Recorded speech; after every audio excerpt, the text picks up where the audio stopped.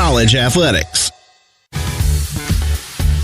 It's the Aggies, it's the Boilermakers. 17th ranked Texas A&M, 11th ranked Purdue as our Dos Equis tip-off show rolls on from here in Indy. Time for our CC Creations Keys to the Game, and for those, here is Dr. John Thornton. So this environment is going to be special, right? I mean, it's going to be a partisan crowd pulling for the Boilermakers. Yep. We're going to see this in the SEC play. Yes, we right? are. That's going to We've happen. done this against Kentucky and Nashville. That's exactly right. Right? Auburn, I've heard of that. Florida and Tampa. Okay. So how about minimize scoring droughts? You know, you're going to have to do this in this kind of a building. And how do you do that? Well, you make shots. You know, I'd like to make them all. That ain't going to happen. But you can minimize empty possessions where you're not getting shots up, right? And the other thing is go to the free throw line. We talk about these all the time, but in a situation like this, against an opponent like this, it's really, really important tonight. Empty possessions and going to the free throw line. And then, you know, I'd also like to mix, which we have grown accustomed to, is offensive bench punch. Gotcha. Somebody off the bench that's going to light us up a little bit offensively, which we have guys that are capable, right? We need that tonight. And the other thing we have to do defensively is guard their actions defense, but don't overhelp. You can't get out of position trying to be too jacked up to go try to energize the defense, because they're going to throw over your head to somebody on the offside. Your spacing's really got to be good on the offside and defensive help. You gamble, you're going to lose You will. against this Purdue team. Those are your CC Creations Keys to the Game. And CC Creations is the preferred merchandise vendor of Texas A&M Athletics. Up next, Buzz Williams when the Dos Equis tip-off show continues. This is Aggie basketball from Learfield. When an emergency happens, the right ER matters. And that ER is St. Joseph Health, the official healthcare provider of Texas A&M Athletics, serving the region with accredited chest pain and stroke centers and other specialty care services to support you however you need. Emergencies happen, and we'll be here when they do. Learn more at st-joseph.org/ER. St. Joseph Health. Hello, human kindness. Today we have two very special guests on our program, introducing Lem and Lime. Hello. For Starry Lemon Lime Soda. Thanks for having us. What is Starry Lemon Lime Soda? It's a crisp, clear burst of lemon lime flavor, and it's caffeine-free. Between us, one of you must be a little more important to Starry than the other. Who is it? We're both important. So it could just as easily be Starry Lime Lemon Soda. No, that doesn't sound right. Oh, I like it. So you saying hip-hop could be hop-hip? Works for me. Starry Lemon Lime Soda. Starry hits different. Howdy, Ags. I'm Wade Taylor, proud member of your Fighting Texas Aggie men's basketball team.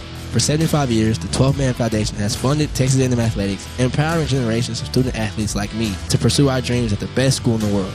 Thanks to the generosity of our dedicated donors and season ticket holders, I have access to world-class facilities, exceptional resources, and incredible opportunities that help me succeed both on and off the court. And we're just getting started. Visit 12manfoundation.com and donate today to help shape the future of Aggie athletics. Thanks, and giggle. On game day, there's nothing like tailgating, touchdowns, and Twisted Tea Hard Iced Tea. Twisted Tea goes down smooth and tastes like real iced tea because it's made with real brewed tea.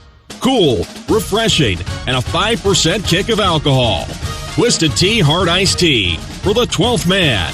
Look for the bright yellow cans wherever you buy beer. Keep it twisted. Twisted Tea Brewing Company, Cincinnati, Ohio. Please drink responsibly.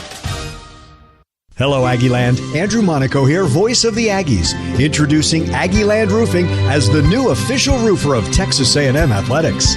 Here is the Roofer Girl, Rainy Night, Class of 90. We at Aggieland Roofing are happy to support our local organizations and local economy.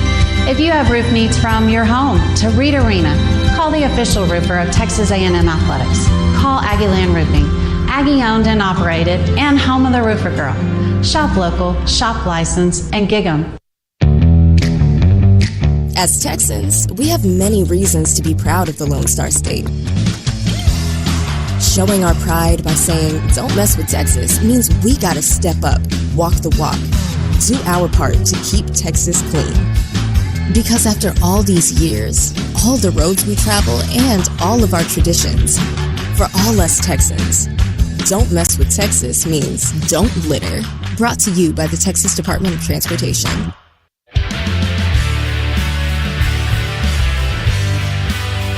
Aggie basketball continues. Aggies and Purdue here in Indianapolis. And Buzz, I've asked you this throughout this entire non-conference. This is another game where this team is absolutely challenged. This might be the best challenge that you're going to face. Is it not in this early part of the season?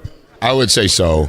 This is our 8th Power 4 game, as you know, and all of them have been good, so I'm not being disrespectful, but I anticipate there will be 97% Purdue fans there today. It will be even more of a road game than Sunday versus Texas Tech was. Incredibly well coached. Played in the national championship game last year. 7 returners from that season. 3 of those guys started in that game. And those 3 players thus far this season are completely the key. Number 3 and number 4. Number 4 is the highest usage rate in the Big Ten at 36%. Number 3 is the second highest usage rate in the Big Ten at 35%. Those 2 players constitute 71% of the end of their possessions. Doesn't mean they score. They decide how it ends. I don't know that we've ever played a team like that heavy on 2 guys. And when we have been in that sort of situation, it's typically 2 perimeter players like Rutgers, those 2 freshman lottery picks. This is the point guard and the 5-man. The point guard leads the country in assists, but second on their team in assists is their 5-man. If the point guard doesn't make the decision, he throws it to the 5, not always on the block, rarely on the block. And number 4, their 5-man, then makes the decision. So how you defend all of those middle channel ball screens between those 2 guys and the back side of that, the other 3 that are not involved in that ball screen coverage, is a big component of the game. Buzz, what must happen for Texas A&M, and conversely, what cannot happen for the Aggies against Purdue today? Yeah, good question. We have to play with a low turnover rate. That would be number 1.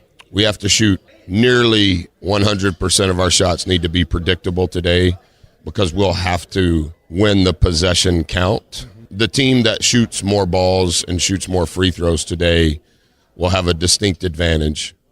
We'll shoot more balls if we don't turn it over and if we get extra offensive rebounds. What can happen is either of those things. What has to happen are those 2 things. And then I think a big part of the line will be, can we defend them without fouling and not give them points at the free throw line? And then can we get fouled and somehow skew our number from the free throw line? Similar to Texas Tech, we didn't foul them. It was our lowest foul rate of the season, and that was so important in a 2-possession game. The flip side is we scored a few more points than they did from the free throw line, but not near what our average is, because they defend without fouling too. If you look at our numbers, like our free throw attempt rate versus field goal attempt rate, in other words, like when we have the ball, how often do we get fouled? It's top 20, but Purdue is top 50. And so I think if we can do those first things, what we have to do versus what we can't do, I think the game will end up being this component of the conversation. As always, thank you so much, Buzz. Yes, sir. Thank you. Buzz Williams, head coach, Texas A&M. Aggie starting lineup and reserves. We return. This is Aggie basketball from Learfield. When you're a fan of the Aggies, you stand for big plays, winning drives, and a next-level performance. When you're the head coach of Texas A&M football, you stand for leadership. Folks, this is Coach Elko. When it comes to leadership, there's one brand I stand for: Ford F-Series, America's best-selling trucks. They offer capability to help you be at your best every day. So Aggie fans, stand tall, work hard, and be your best. Ford is the best in Texas.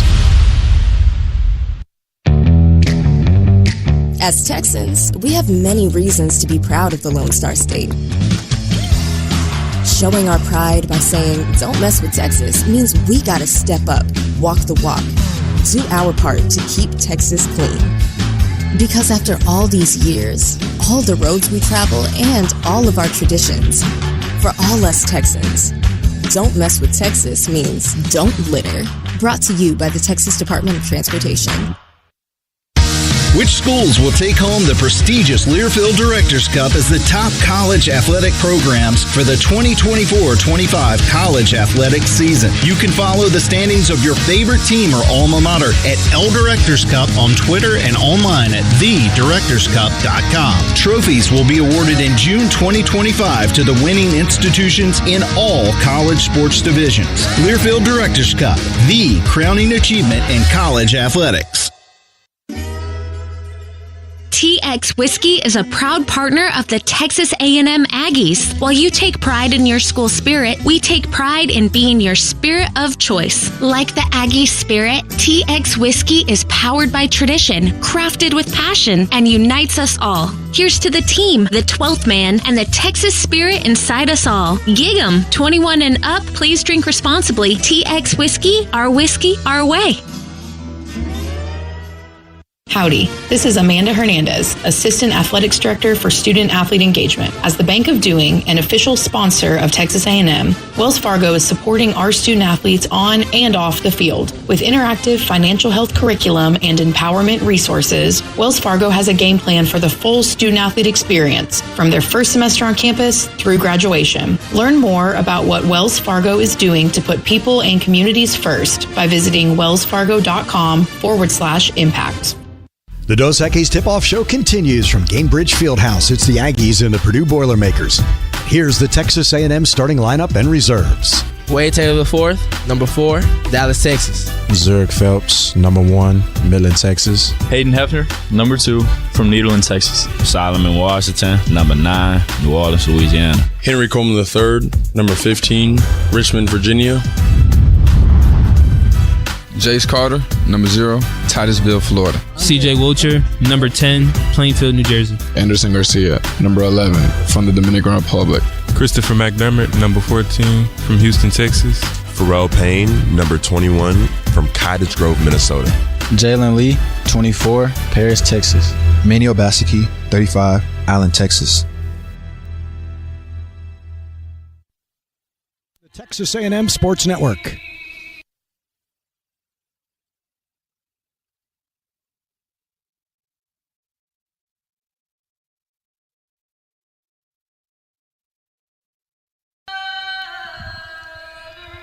'17th ranked Aggies, 11th ranked Boilermakers from Indianapolis. Opening tip next. This is Aggie basketball from Learfield.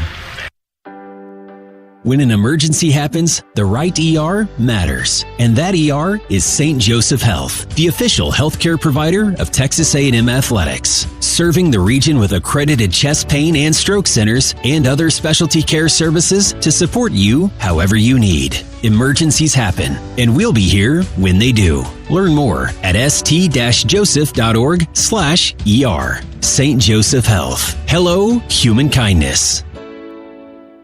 Texas Farm Bureau Insurance wants to give you a VIP Aggie basketball fan experience this year. Visit 12man.com/maroon contest and register for your chance. One winner and guest will get tickets, recognition on the video board, Texas A&M apparel, and a VIP tour of Reed Arena. Register today at 12man.com/maroon contest. This exclusive opportunity is brought to you by Texas Farm Bureau Insurance, proud corporate partner of Texas A&M Athletics. As Texans, we have many reasons to be proud of the Lone Star State. Showing our pride by saying, "Don't mess with Texas," means we gotta step up, walk the walk, do our part to keep Texas clean. Because after all these years, all the roads we travel, and all of our traditions, for all us Texans, "Don't mess with Texas" means don't litter. Brought to you by the Texas Department of Transportation. The Warehouse at CC Creations, a preferred partner of Texas A&M Athletics, is the Guinness World Record holder for the largest collegiate retail store in the world. With 28,750 square feet, the Warehouse offers thousands of products for every Aggie and every Aggie occasion. T-shirts, caps, drinkware, polos, crew necks, gifts, tailgating, graduation. It's a shopping experience like no other in the world. An Aggie tradition and your game day headquarters. Stop by the Warehouse or visit us online at thewarehouse@cc.com. At Cavender's, it's more than boots. It's who we are and what we believe in, our values and heritage, the sunrise that fuels the day, and the work that drives us forward.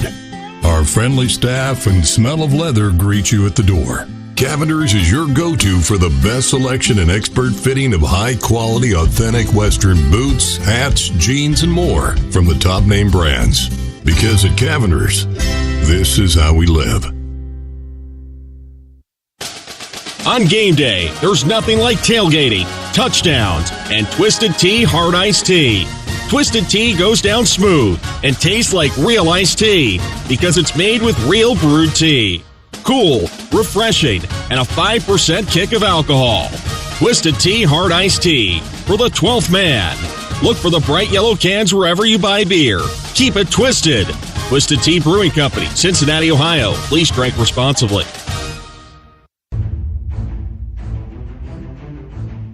On the Texas A&M Sports Network, you've been listening to the Dos Equis Tip-Off Show, presented by Dos Equis, official import beer of Texas A&M Athletics. Go for Dos. Enjoy Dos Equis responsibly. Pass left it short. Jace is there, counted and one. What a follow by Jace. From Learfield. Wilcher step to his left. Swished it.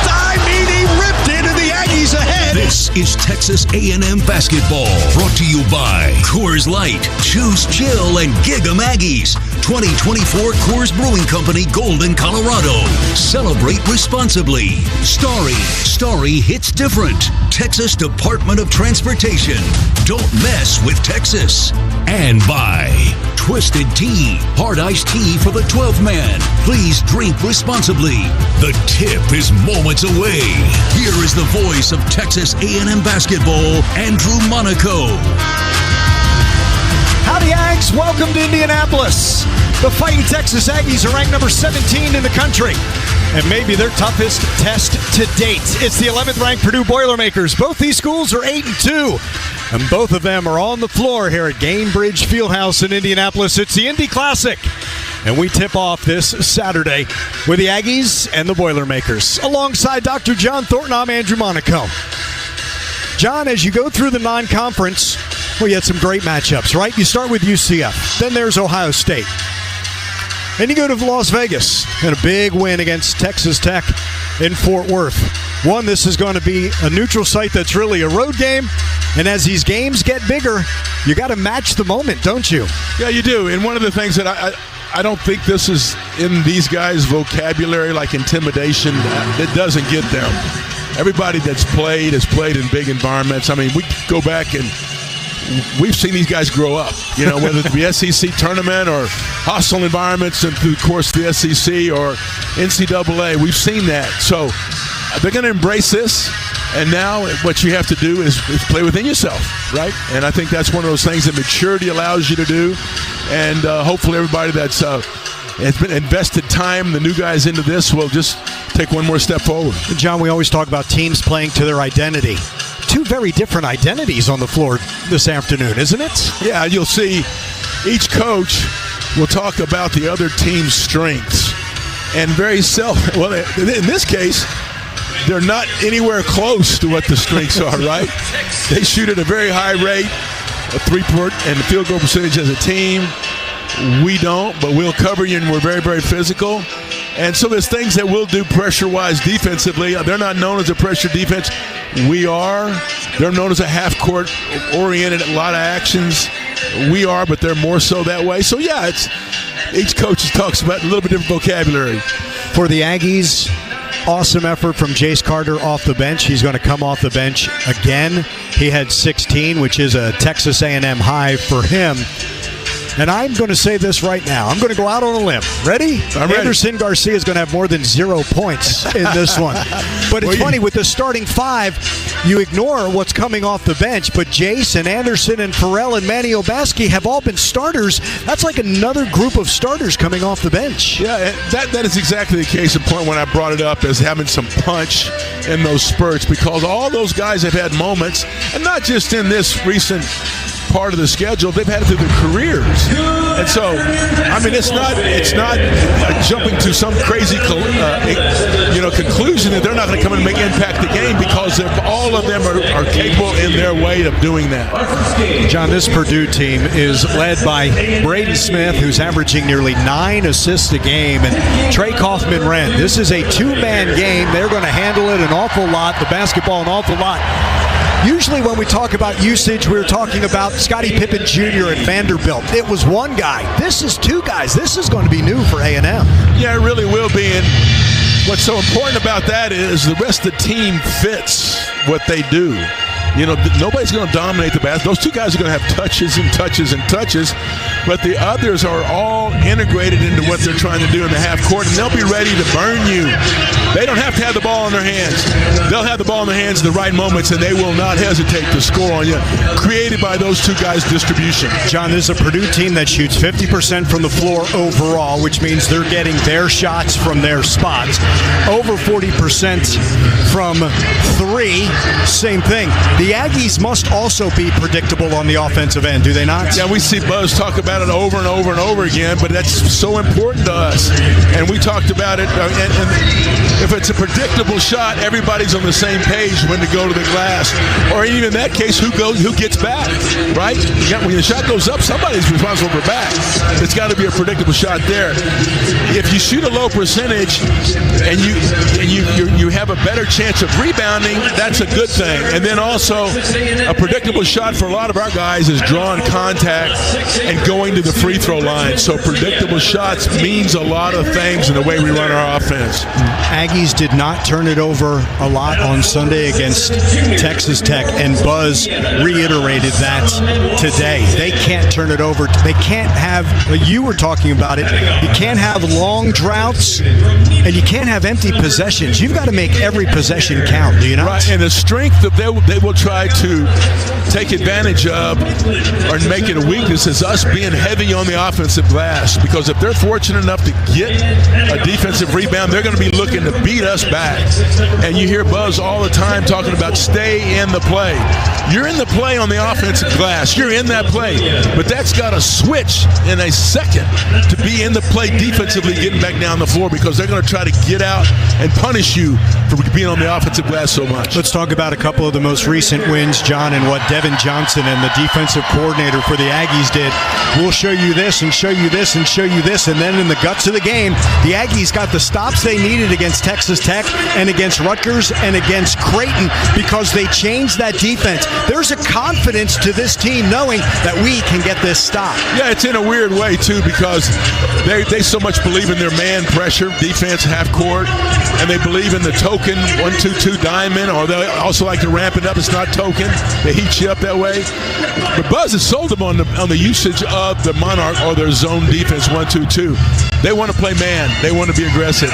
But picking and choosing when to integrate it with mixing defenses, they're starting to understand how that impacts offensive flow. And it usually occurs in the second half. So if the Aggies are using that 1-2-2 and Purdue brings it off the timeline, now you're just playing that half-court defense for 20 seconds, not 30, correct? And that's going to be a real key, too.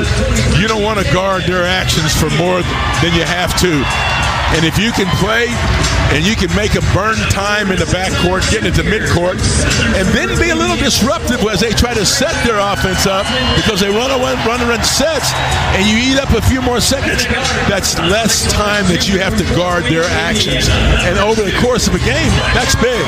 Buzz Williams, head coach, Texas A&M, his 6th season. How about Purdue? Matt Painter. Look, you've only had to know 2 names for head coaches in Purdue in the last 4 decades, Gene Cady and Matt Painter. And in his 20th season, look, his guys they really don't leave. They don't use the portal. This is a team that has grown up together. John, we use this phrase a lot. They do them better than we can do them. They're very comfortable. Now, their 2 losses have both been on the road, at Marquette and at Penn State. But let's not kid ourselves. This is a home game for Purdue. No, without a doubt. And, you know, to our case in point, our road loss is the same thing. I mean, you're trying to figure it out. They go to the final game last year. Yeah. They have 3 starters back, and they still have adjustments to make as they're putting this team together. Now, who takes the next step? This matchup. Fighting Texas Aggies in their maroon uniforms. Texas A&M across the front, the white letters and numbers, and it will be Wade Taylor IV, Zurich Phelps, Hayden Hefner, Solomon Washington, and Henry Coleman III. Purdue will be in their home white. Purdue in script along the front. That is in black, and it's trimmed in gold. And their starters will be point guard Braden Smith, Miles Colvin, Fletcher Lawyer, Camden Hyde, and Trey Kaufman-Wren. Our referees are Keith Kimball, Brian Dorsey, and Bart Lennox. From here at Gamebridge Fieldhouse, a redone Gamebridge Fieldhouse is a fantastic venue. By the way, in a couple years, the Final Four is going to be back here in Indianapolis at Lucas Oil Stadium, which is just down the road from here. Well, my partner has been here in the old Market Square Arena, which is just slightly west of here. You talk about a home court advantage. That building was something special. A little bit. Hey, play Indiana there and see what you like. That guy named Bobby Knight coaching them. But no, unbelievable basketball aficionados here in Indiana. I mean, they're all over the country. But, yeah, this is a great place to play. Solo wins the tap, and the Aggies will shoot to the basket tar left in front of the Purdue bench. On a curl, to the right baseline goes 4. 4 using a Henry Coleman screen. Feeds Henry, right side of the lane, spins to the baseline. He lost an edge, and as he tries to pass out, it's stolen by Kaufman-Wren. Purdue the other way. Kaufman-Wren top of the arc, into the left corner, letting it fly for 3. Way too strong, and then battling each other out of bounds. The miss by Miles Colvin, out of bounds, Aggie basketball. They marked that. Looks like Henry kind of got massage in his neck, a little whiplash action on that collision he had, so he's going to sit down and Farrell enters the game. Payne in for Coleman. Eddie Benyon will look at Henry Coleman. The big thing that Buzz was saying, those shots, weak side rebounding is going to be huge. Aggies adjusted well against Texas Tech on Sunday. 4, front court. To Solo straight away. Foul line extended right side, H. Drives right baseline. Inside for Payne. He has it slapped out of his hands. It'll stay Aggie basketball. 17 to shoot in the left baseline inbound. I like the looking low and Farrell right there. Great job. And then Hayden taking it to the rim and a little drop off. That's the way to penetrate the defense. 4 will inbound to the left of the lane line. The inbound guarded by Braden Smith.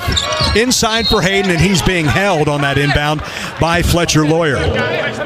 Great execution. You can see already the chess match. They doubled Zurich. They knew the out-of-bounds play, doubled him. By the way, there was a mismatch where Hayden took advantage of a smaller guy on him posting up.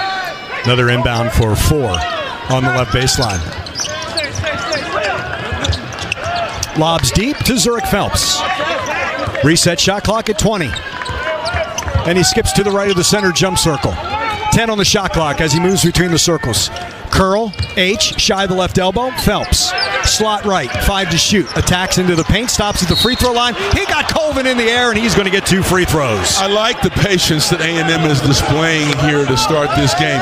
Had a fumbled ball, fortunate that they shot a 3 and fought themselves to the rebound. But these possessions right here, you're taking the crowd out of it. You're kind of exerting your little offensive flow right now. I really like getting the game started this way. So Zurich gets 2 free throws.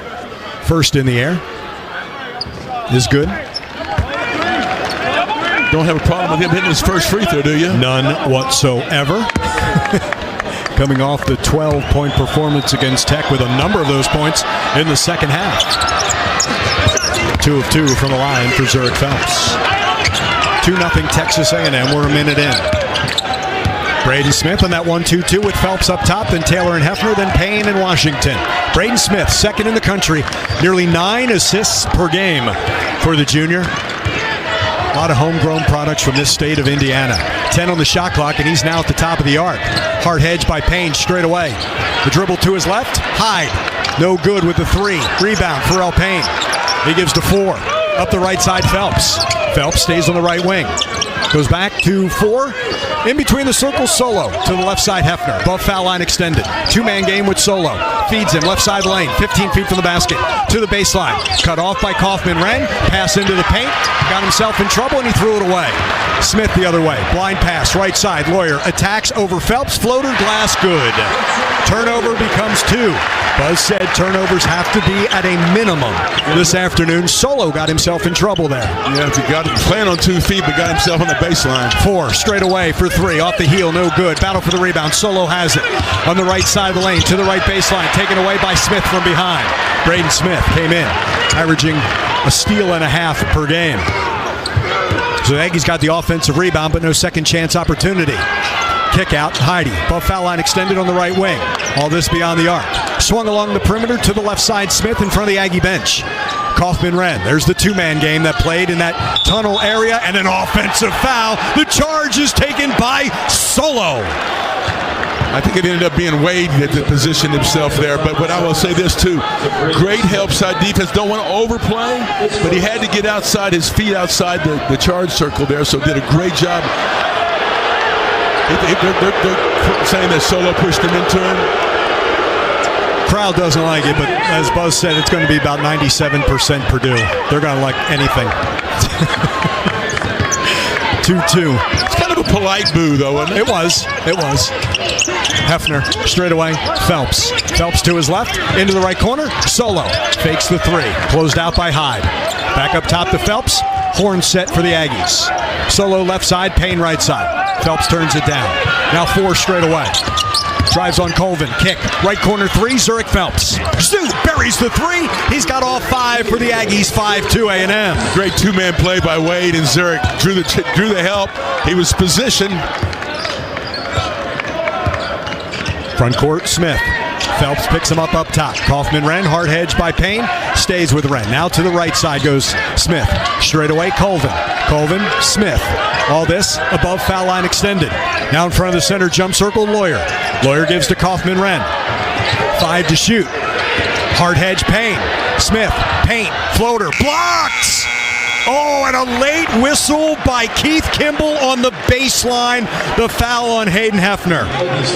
And he was in a bind because of the shot clock, but got in a position to try to shoot. They got blocked by 2 people, but I didn't see the contact. Here we go. I think the body of Hayden looking back.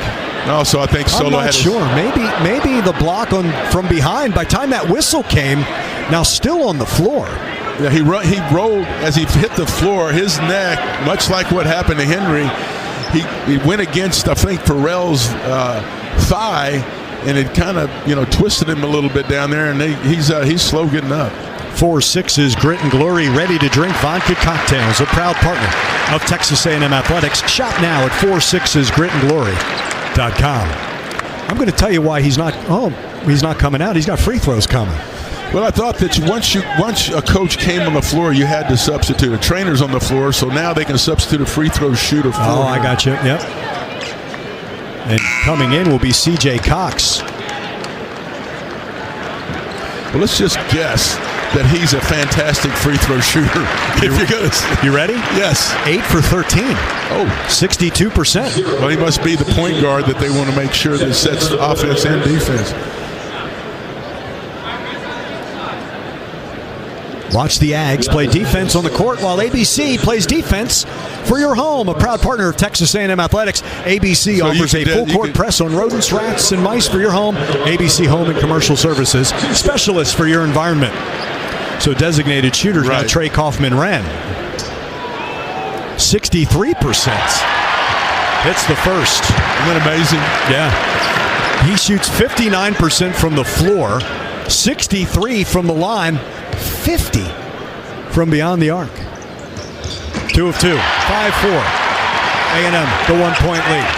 Washington and Phelps, Payne, Hefner, and 4 on the floor for the Aggies. Cox will stay in for Braden Smith. Phelps, lob, Payne jam!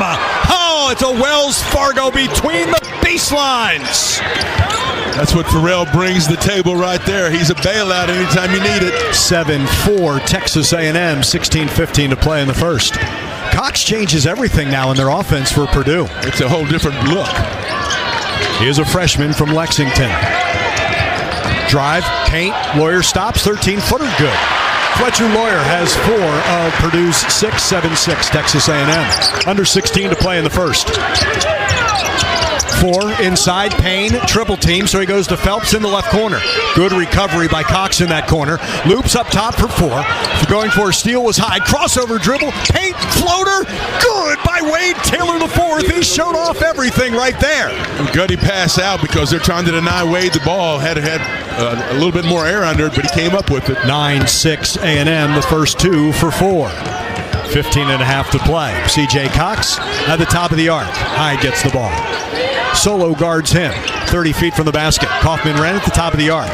Solo will not allow him to hand off, so he goes to Cox. 7 on the shot clock. Slot left, can't get the shot over Hefner. Colvin straight away from 25 feet, no good in the rebound. 4, right side, Phelps pushing it, front court, right side. Hefner transition, 3, left wing. In and out, no good. Colvin had it, saves it to Solo, and Solo traveled. He wanted to pass, and he shuffled his feet. He had the dribble. Purdue will have the basketball. We're 5 minutes in, and the Aggies have a 9-6 lead on Purdue. This is Aggie basketball from Learfield. When an emergency happens, the right ER matters. And that ER is St. Joseph Health, the official healthcare provider of Texas A&M Athletics. Serving the region with accredited chest pain and stroke centers and other specialty care services to support you however you need. Emergencies happen, and we'll be here when they do. Learn more at st-joseph.org/ER. St. Joseph Health. Hello, human kindness. How strong is your connection to Aggie football? Well, your Optimum internet connection is 99.9% reliable with speeds up to 1 gig. A connection so strong, they made Optimum the official internet provider of Texas A&M Athletics. And now, Aggies can combine internet and mobile and save big. Sign up now at Optimum.com or your local Optimum store.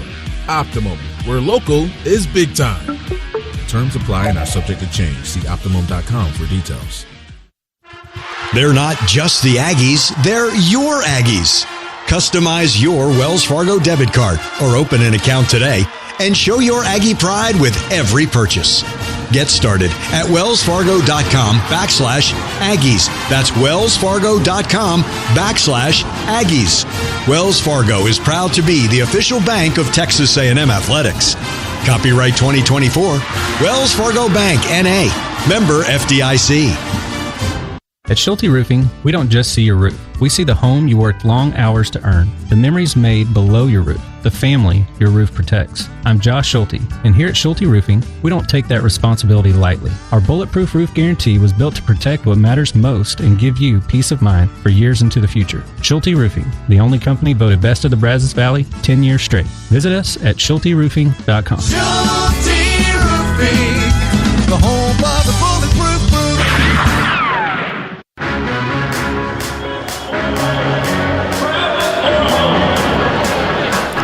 When the holidays get real, start at Kohl's and Kohl's.com, where you'll find amazing deals on everything you need all in one place, so you can focus on the moments that matter. Kohl's, families come first. 9-6 Aggies, 14:58 to play. During the break, only in Indiana could you have a sponsored element on your scoreboard where the fans make the call. Yeah, they go through a scenario in a live game situation. Is this a jump ball or a foul? And there's debate going on in the crowd. They take it serious. Exactly right. We're just talking about this state is basketball savvy, right? As well as all the talent. When you're Mr. Basketball in Indiana, that means something. Yes. And you love playing in a place like this because this is a crowd that you're going to get for an Indy Classic. After us, it's Wisconsin and Butler.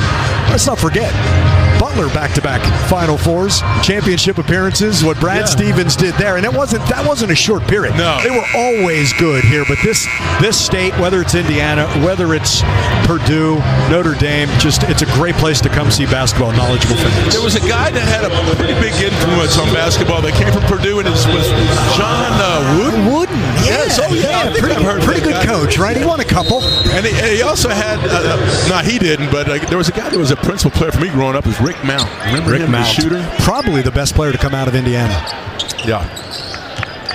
9-6 Aggies lead the Boilermakers. Braden Smith is back in after taking that fall. Hyde, guarded by Anderson Garcia. Wilcher, Taylor, Coleman back in as well with Phelps, the 4 on defense. Shot clock, single digits. Hyde, slot left, feeds. Kaufman-Wren in the air, blocked from behind. Anderson Garcia with a foul. The pump fake Aggies bought gave time for Anderson to come back in the play, but he fouls Kaufman-Wren, who will go back to the line. Yeah, that was an absolute, let's take control of what we can control in this half-court setting right now. They need to have him touch the ball more. And Kaufman-Wren, there was a dedicated, we're going to look inside without a doubt. And obviously he's a guy that they want to go to as much as they can. 3 of 3 from the line is Kaufman-Wren. He's now made 7 in a row. From last game to this game, they've already played 2 conference games. They lost in Happy Valley to Penn State, but beat Maryland at home. 9-8, A&M by 1. Phelps pushes Braden Smith down the left lane line. Rises, bank shot, no good. Rolls off the front of the rim. Garcia keeps alive. Smith comes out of the pack. Lawyer, paint, floater from 10. Good. Purdue's first lead. And behind the play, Camden Hyde. It's like maybe bends over. A nose or finger in the eye. It looks like he's going to be substituted out, but that was a good example of not being able to get an offensive rebound. Correct. And there they go. Yeah. In comes Caleb First for Camden Hyde. The only thing I didn't like on the end of that play, Lawyer hit the deck. Right. Little bit of a flop there. 10-9. We haven't seen that much as Not far as no. making the official giving the signal or drawing a lot of attention. And we're not seeing many players doing it any longer. 4, paint, bounce. Anderson Garcia, pump fake right side, left it short. Rebound. 2 Purdue players, Caleb First and Jakari Harris, and it goes out of bounds over the right end line. The Aggies keep it. It was like us in a couple of games ago that we hustled hard. We hustled against each other. Purdue's bounced the ball off one another, fighting both offense and defensive end. 4 zips, left corner, Anderson. Garcia for 3. Anderson gives the Aggies the lead. They seesaw ahead, 12-10 off that inbound play. Here's the 1-2-2, kind of eating up some seconds here. Kaufman-Wren at the top of the arc. 20 on the shot clock right now, and not yet in their half-court offense. Dribbles to his left along the perimeter. 12-10 Aggies, 13:35 to play. Obaseki on Smith, drives into Taylor, took an extra step, knocked free by Coleman. He knocks it off. Kaufman-Wren, Aggie basketball. Great job. You talk about getting out of control or trying to make, he's a great assist man, but he also can get himself in the bind by taking it too deep. He's walled off, had nowhere to go. What the Aggies have really done well in the early part of this season is time their double teams. C.J. Wilcher catch, right corner 3, 4, got it, it nestles home, back-to-back threes for the Aggies. Garcia from the left corner, 4 from the right corner, 15-10 Aggies. 13-10 to play in this first half. Jakari Harris in the front court. Up top, Caleb First. Foul line extended right side, Fletcher Lawyer.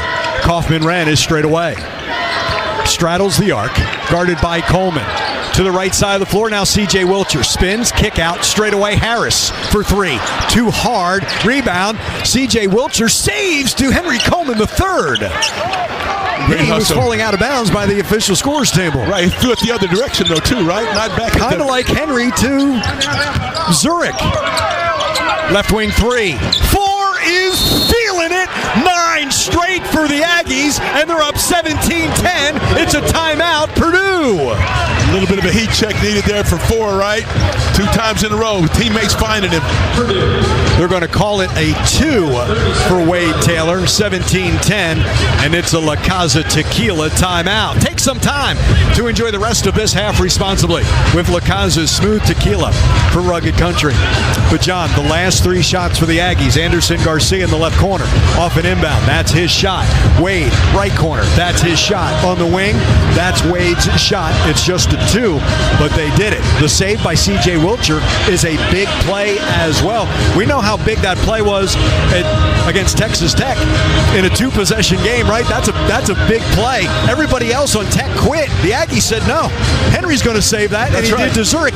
There's like C.J.'s going to save that, and Henry was ready for the ball. You know what? That might have been, there were so many big plays in that one, but that was kind of the deal breaker for Tech, right? Yeah. And they stood and watched. Kind of similar here. But here's another thing. How about the comfortable finds, right? They know where they are. They have confidence in the spots. There's no hesitation shooting. They already have their feet set. Doing a great job of finding people that are open. And it isn't hunting and forcing. It's taking a look. Out of bounds play as well as running your offense. CJ, great threat himself, finds way because he's a better shot, one more pass forward. And CJ not having his feet, didn't rush anything. Like even Hayden's miss, that's his shot. Rat-a-tat-tat Right. So an 8-0 Aggie run, as that was a 2 for Wade Taylor the fourth. And the top of the 1-2-2 is Obaseki, then Wilcher and Taylor, then Garcia and Coleman. Bounce to Lawyer, still shy of the timeline. Into the front court to First. Could see 20 seconds on that shot clock. It's not always for a steal. Smith, guarded by Obaseki. Hard hedge, Coleman. 3 right side. Hits. Braden Smith. 22nd 3 of the season for him. No small sample, hitting 42% beyond the arc. 4. Can't answer with a 3 at the top of the arc, and Smith with a rebound. 17-13 A&M. 12 minutes to play for guard Smith. Bounce and stolen. You can't let a loose ball get on that floor. Manny Obaseki with a steal. In the front court, side by side with Coleman. Down the right lane line. Kick into the corner, Wilcher. Up top, Coleman. Fakes the handoff to Wilcher. Now gives to Manny, who will set in front of the center jump circle. Half the shot clock gone. Using a Taylor screen on the left side. Manny on the left baseline. Double team. Pocket pass to Henry. Lost it. Stolen. Kaufman-Wren to Smith. Running. He's got Lawyer on his right. Colvin tripped on the left by Wilcher. No call. It was right in front of Bart Lennox. Foul line extended right side. Lawyer looking inside for Kaufman-Wren, who's battling with Manny Obaseki, and he's using his elbow to do it.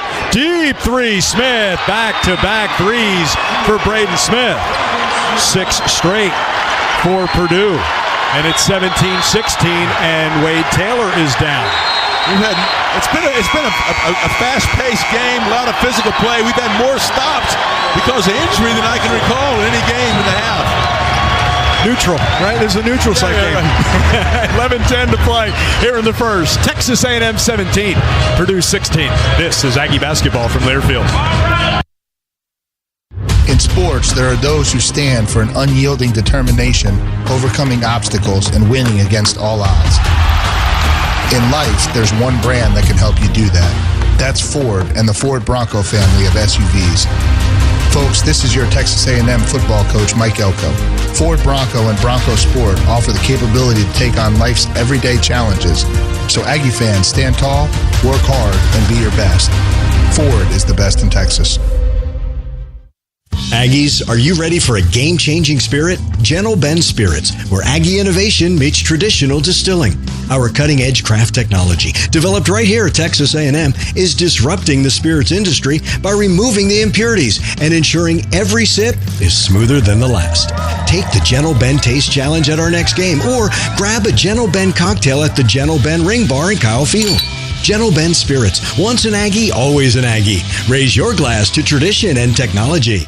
At Schulte Roofing, we don't just see your roof. We see the home you worked long hours to earn, the memories made below your roof, the family your roof protects. I'm Josh Schulte, and here at Schulte Roofing, we don't take that responsibility lightly. Our bulletproof roof guarantee was built to protect what matters most and give you peace of mind for years into the future. Schulte Roofing, the only company voted best of the Brazos Valley 10 years straight. Visit us at SchulteRoofing.com. Schulte Roofing, the home of the bulletproof roof. Head on over to your local Rudy's or Rudy's.com to place an order for their real Texas barbecue. Enjoy 100% oak smoked meats, delicious sides, and Rudy's signature sauce. And don't forget, Rudy's serves made-to-order and grab-and-go breakfast tacos every day until 10 a.m.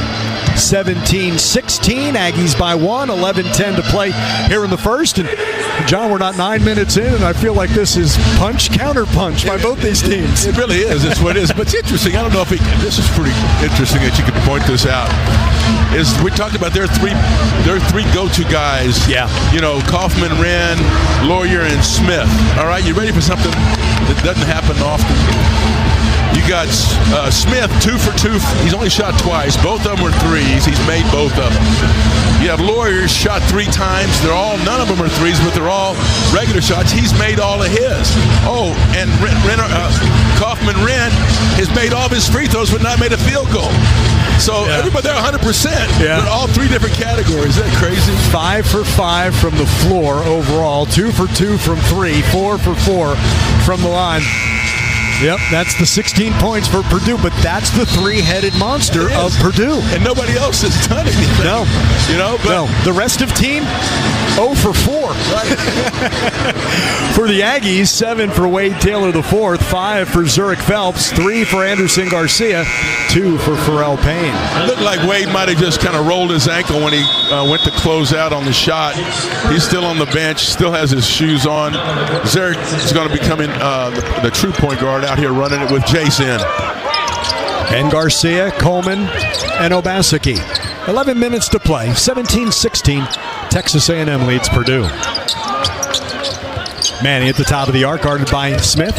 Shy of the right elbow, out to Phelps. Slot left 3. Nailed it. Zurich Phelps. Second 3. He's got 8. The Aggies lead 20-16. Feet square, not a rush shot.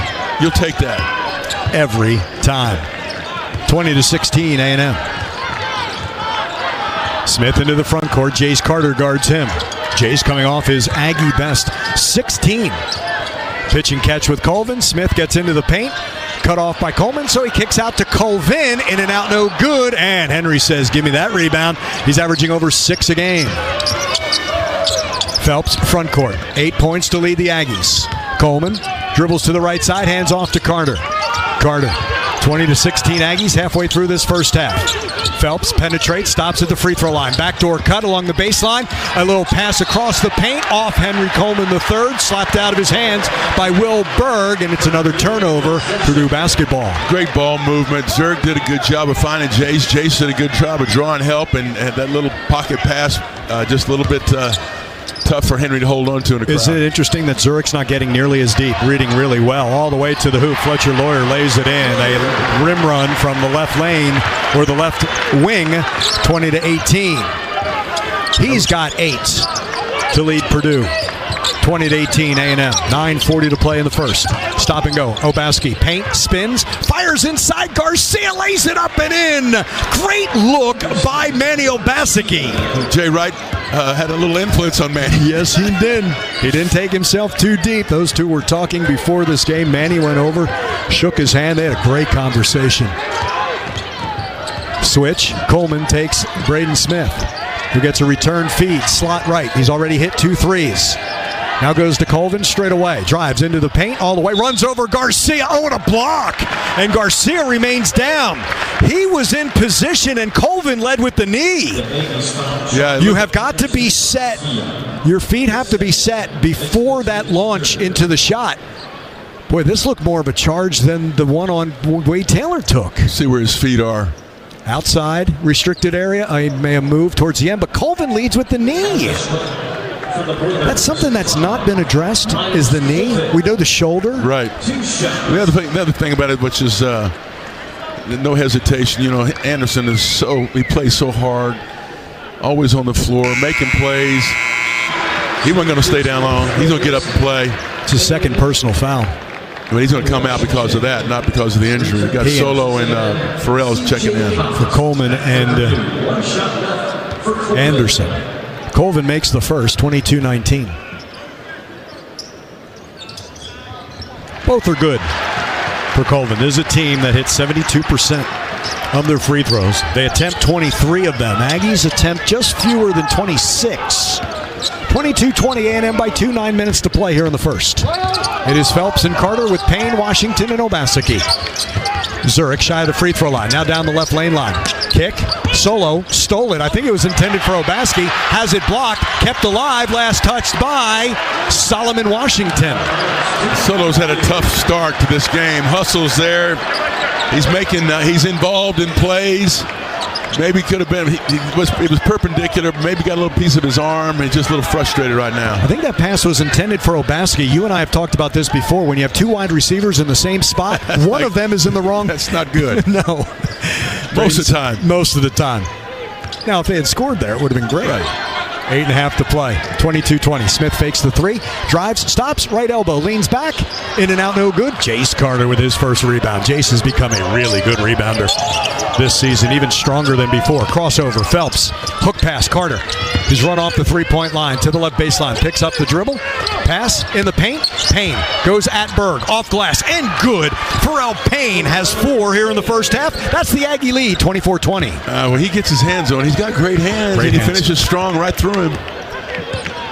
And in fairness, not a great pass, but Jace didn't have a lot of comfort there. He had to get it to him, and Pharrell did a good job.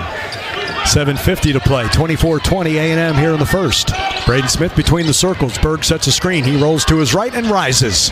In and out, no good. Phelps lost it right to Colvin, who lays it, C.J. Cox, who lays it in. Aggies fought one another for that one, but when Smith comes over that ball screen, that middle channel ball screen, they show, but they get back. But he's a threat to shoot it when you try to get back. 24-22. A&M by 2 and with the ball. Solomon Washington between the circles, gives to Carter. Bounce to Phelps. At the free throw line, Payne. Down the right lane line. Pharrell Payne strong on Berg. He draws the foul, and Pharrell Payne will be at the line. We return to Indianapolis, trying to extend the Aggie 2-point lead. 7:19 to play in the first. 24-22 Aggies. It's Aggie basketball from Learfield. The Warehouse at CC Creations, a preferred partner of Texas A&M Athletics, is the Guinness World Record holder for the largest collegiate retail store in the world. With 28,750 square feet, The Warehouse offers thousands of products for every Aggie and every Aggie occasion. T-shirts, caps, drinkware, polos, crew necks, gifts, tailgating, graduation. It's a shopping experience like no other in the world. An Aggie tradition and your game day headquarters. Stop by The Warehouse or visit us online at thewarehouse@cc.com. Texas Farm Bureau Insurance wants to give you a VIP Aggie basketball fan experience this year. Visit 12man.com/maroon contest and register for your chance. One winner in guest ticket tickets, recognition on the video board, Texas A&M apparel, and a VIP tour of Reed Arena. Register today at 12man.com/maroon contest. This exclusive opportunity is brought to you by Texas Farm Bureau Insurance, proud corporate partner of Texas A&M Athletics. Hello, Aggieland. Andrew Monaco here, voice of the Aggies, introducing Aggieland Roofing as the new official roofer of Texas A&M Athletics. Here is the roofer girl, Rainy Knight, class of 90. We at Aggieland Roofing are happy to support our local organizations and local economy. If you have roof needs from your home to Reed Arena, call the official roofer of Texas A&M Athletics. Call Aggieland Roofing, Aggie owned and operated, and home of the roofer girl. Shop local, shop licensed, and gig 'em. On game day, there's nothing like tailgating, touchdowns, and Twisted Tea Hard Iced Tea. Twisted Tea goes down smooth and tastes like real iced tea because it's made with real brewed tea. Cool, refreshing, and a 5% kick of alcohol. Twisted Tea Hard Iced Tea for the 12th man. Look for the bright yellow cans wherever you buy beer. Keep it twisted. Twisted Tea Brewing Company, Cincinnati, Ohio. Please drink responsibly.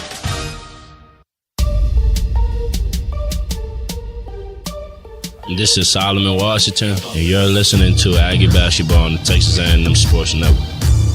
2-point Aggie lead on Purdue, 24-22 with 7:19 to play in our first half. Texas Farm Bureau members can get up to 2 free tickets to select Texas A&M athletic events. Submit your member ID at 12man.com/member benefits. It's an offer that's exclusive to Texas Farm Bureau members while supplies last.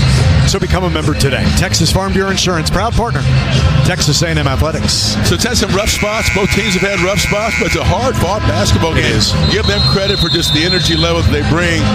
Kaufman Rim averages 18 a game. He's got 4 points all at the free throw line, so A&M doing a good job of keeping him out of it a little bit. And the fact that they've the turnover situation hadn't been a big deal yet. We're on the glass more than they are. We've got one more field goal attempt than them. We're shooting a good field goal percentage at 57% from three, 60 from the floor. But turnovers, as opposed to steals, they've stolen the ball. Right. That's been separated right now.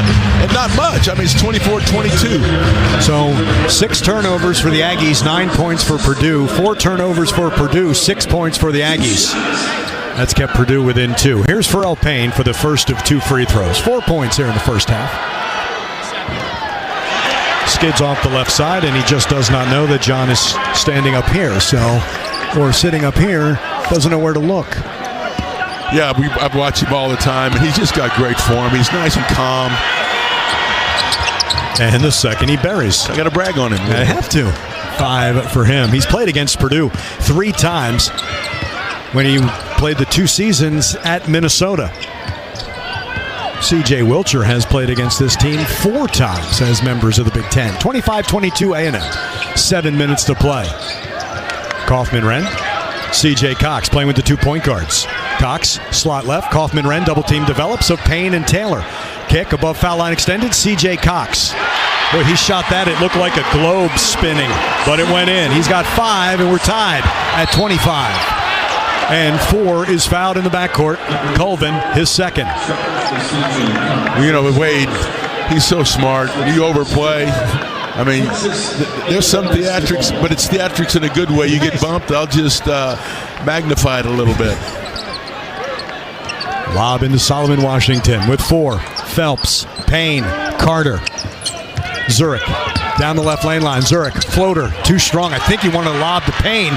Too strong, and it caroms to Kaufman-Wren. Up the left side, Smith. Tied at 25, Fletcher Lawyer.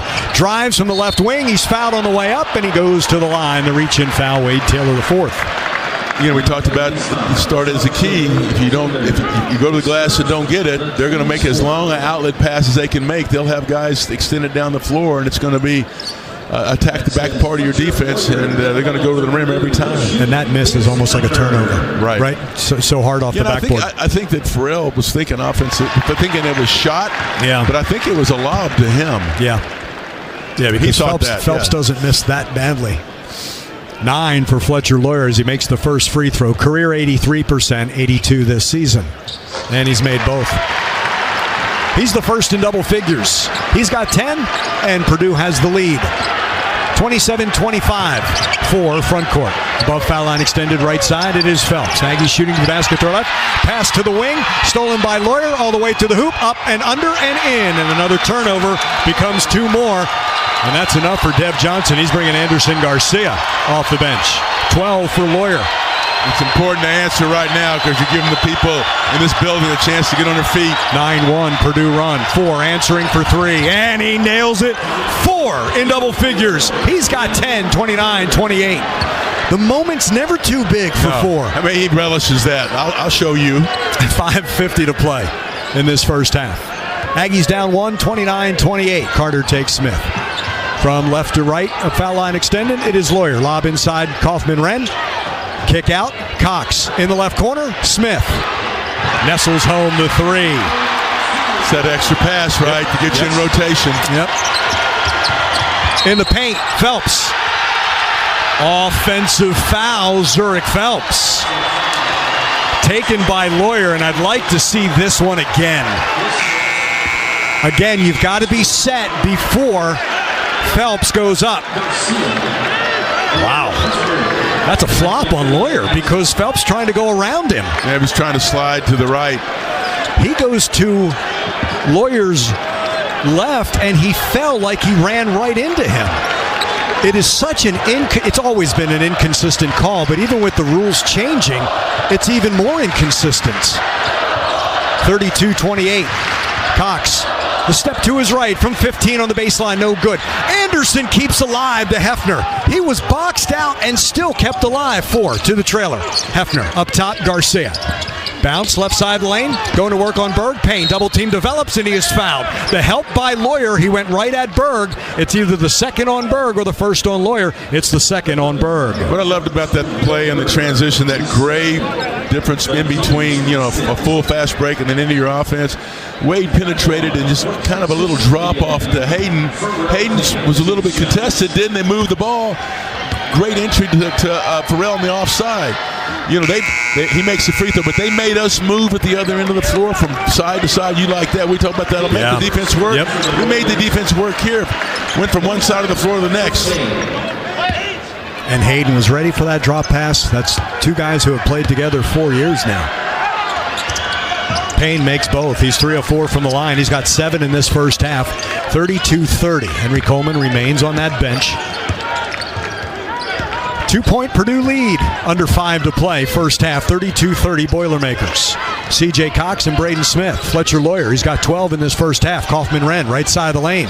Guarded by 4. Number 4. Skip pass. That's to Beatty, and he's out of eligibility. Well, I'll tell you, that's so smart. Beatty has a white sweatshirt on. They're wearing white jersey. He was the man in between the two other. I swear he thought Beatty. I'm with you. Beatty was standing up. Beatty caught it, though. He was ready to shoot. Yeah, that's what I'm saying. We know he can. A little bit off the court, though. That's right. 4:40 left. Turnover number 5 on Purdue. 32-30. A&M down 2 with the ball. Garcia, high post left side. Out to Phelps, straight away for the lead. Off the heel. Battle, Hefner. Offensive rebound, Garcia. Out to 4, deep 3, right side is no good. The battle for the rebound, Kaufman-Wren. Outlet, Colvin. Having to get back are the Aggies. Cox, bounce, Kaufman-Wren. Lawyer, back to Kaufman-Wren, top of the arc. Straddles that arc. Braden Smith in front of the center jump circle. Garcia will take him. Half the shot clock gone, 32-30 Purdue. And poked away by Phelps, saved by Cox. Cox inside, and it caroms off. They thought Cox was going to go. Kaufman-Wren not ready. Turnover on the right wing. Hayden attacks. H inside. Late decision, poked out of bounds by the Aggies. Pharrell Payne. Shoot it. Shoot that shot. Yeah. There's too many passes in the thick part of the defense. Got hands on it. 3:54 to play here in the first half. Purdue a 32-30 lead on Texas A&M. This Aggie basketball from Learfield. It's the Get Holiday Ready sales event with Hank and Sam from the Ford crew. Today, a new shipment of inventory. Hank, what's going on? Another hauler full of new Ford trucks and SUVs, Sam. So much SUV capability. Is that? Ford F-Series, the best-selling trucks for 47 years. And a big selection means... big savings? Yep, which means... it's the best time to buy? Well done, Sam.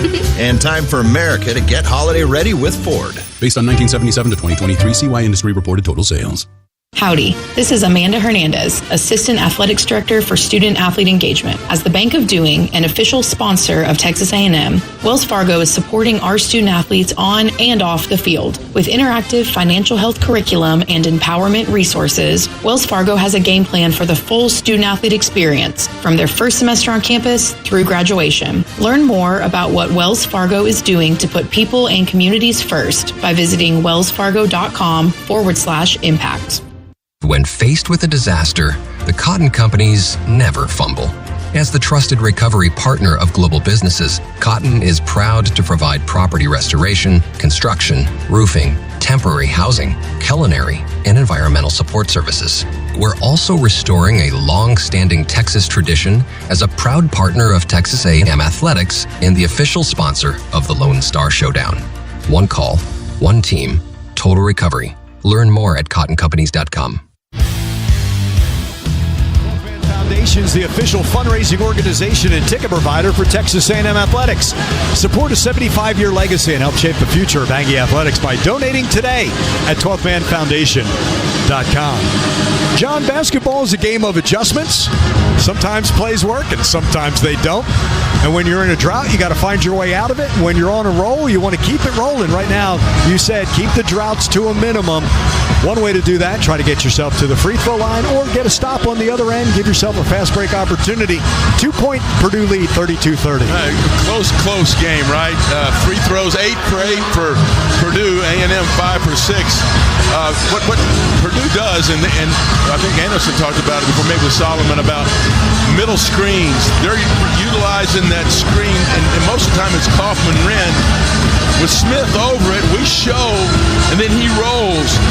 It's a fine line to stay and pressure that shot, but then get back to Wren. So they just can repeatedly do this. and you've got to have the rotation down low to stand there or get in that passing lane until Farrell gets back to be the natural matchup. Purdue's going to do that over and over and over again. And if you're late or you don't recognize or you're slow getting back, they're going to try to take advantage of that. I think about that point center, to use a nomenclature for that. The closest I could think was Castleton at Florida, but not at that high, not at that top of the arc. He was the top post. Yeah. So we've seen that playing out of the post that way, but Castleton was in a different position. This is brand new for A&M, and it's not like Braden Smith is a one-trick pony. He can do a number of things off that. That's where Purdue really gets you, because they can do so many things. I'll say he reminds me of Wade, because he's good on the floater, he's good on the instantaneous shot, he's always trying to make other people better. He's that kind of multifaceted player. Jakari Harris, along with Fletcher Lawyer and Braden Smith, join Kaufman Wren and Caleb First. 3:45 left first half, 32-30, and Purdue has the basketball and the 2-point lead. Kaufman Wren offset left side at the top of the arc, guarded by Payne. Pocket pass, free throw line, kick left corner. Jakari Harris, kick out, slot left three. No good. Offensive rebound first, blocked by Chase Carter. 4 the other way from Payne. Aggies down 2 with the ball. 4, top of the arc, 4. Stops at the free throw line to H, right wing 3. And the Aggies have the lead on the H, 3, 33-32. He heard you say shoot it, right? Don't hesitate. But Wade navigated and read everybody else and let that offense get in motion. 3 minutes left. Aggies the 33-32 lead. 4th lead change. Kaufman Wren down the left lane line. Stops, kick, right corner. Bad pass to Braden Smith, and instead of trying to fire, he'll curl to the top of the arc and let it fly from there. And hits. That is his 4-3. It's double jeopardy. If you don't have somebody there, if you don't stay long enough, they want to make you pay for it, and he will. 2:35 to play, 35-33 Purdue. 12 for Braden Smith, 12 for Fletcher Lawyer to lead Purdue. 4 into the front court. Using a Payne screen. Attack on the right wing. Floater from 5. High off the window, no good. Payne has it. Big power dribble to the hoop, and he lays it in on the left side. 9 in the first half for Payne. I love him just exploding up and going right. Don't get fancy in that one. Just go up through him. Tied at 35 with 2:10 remaining in this first half.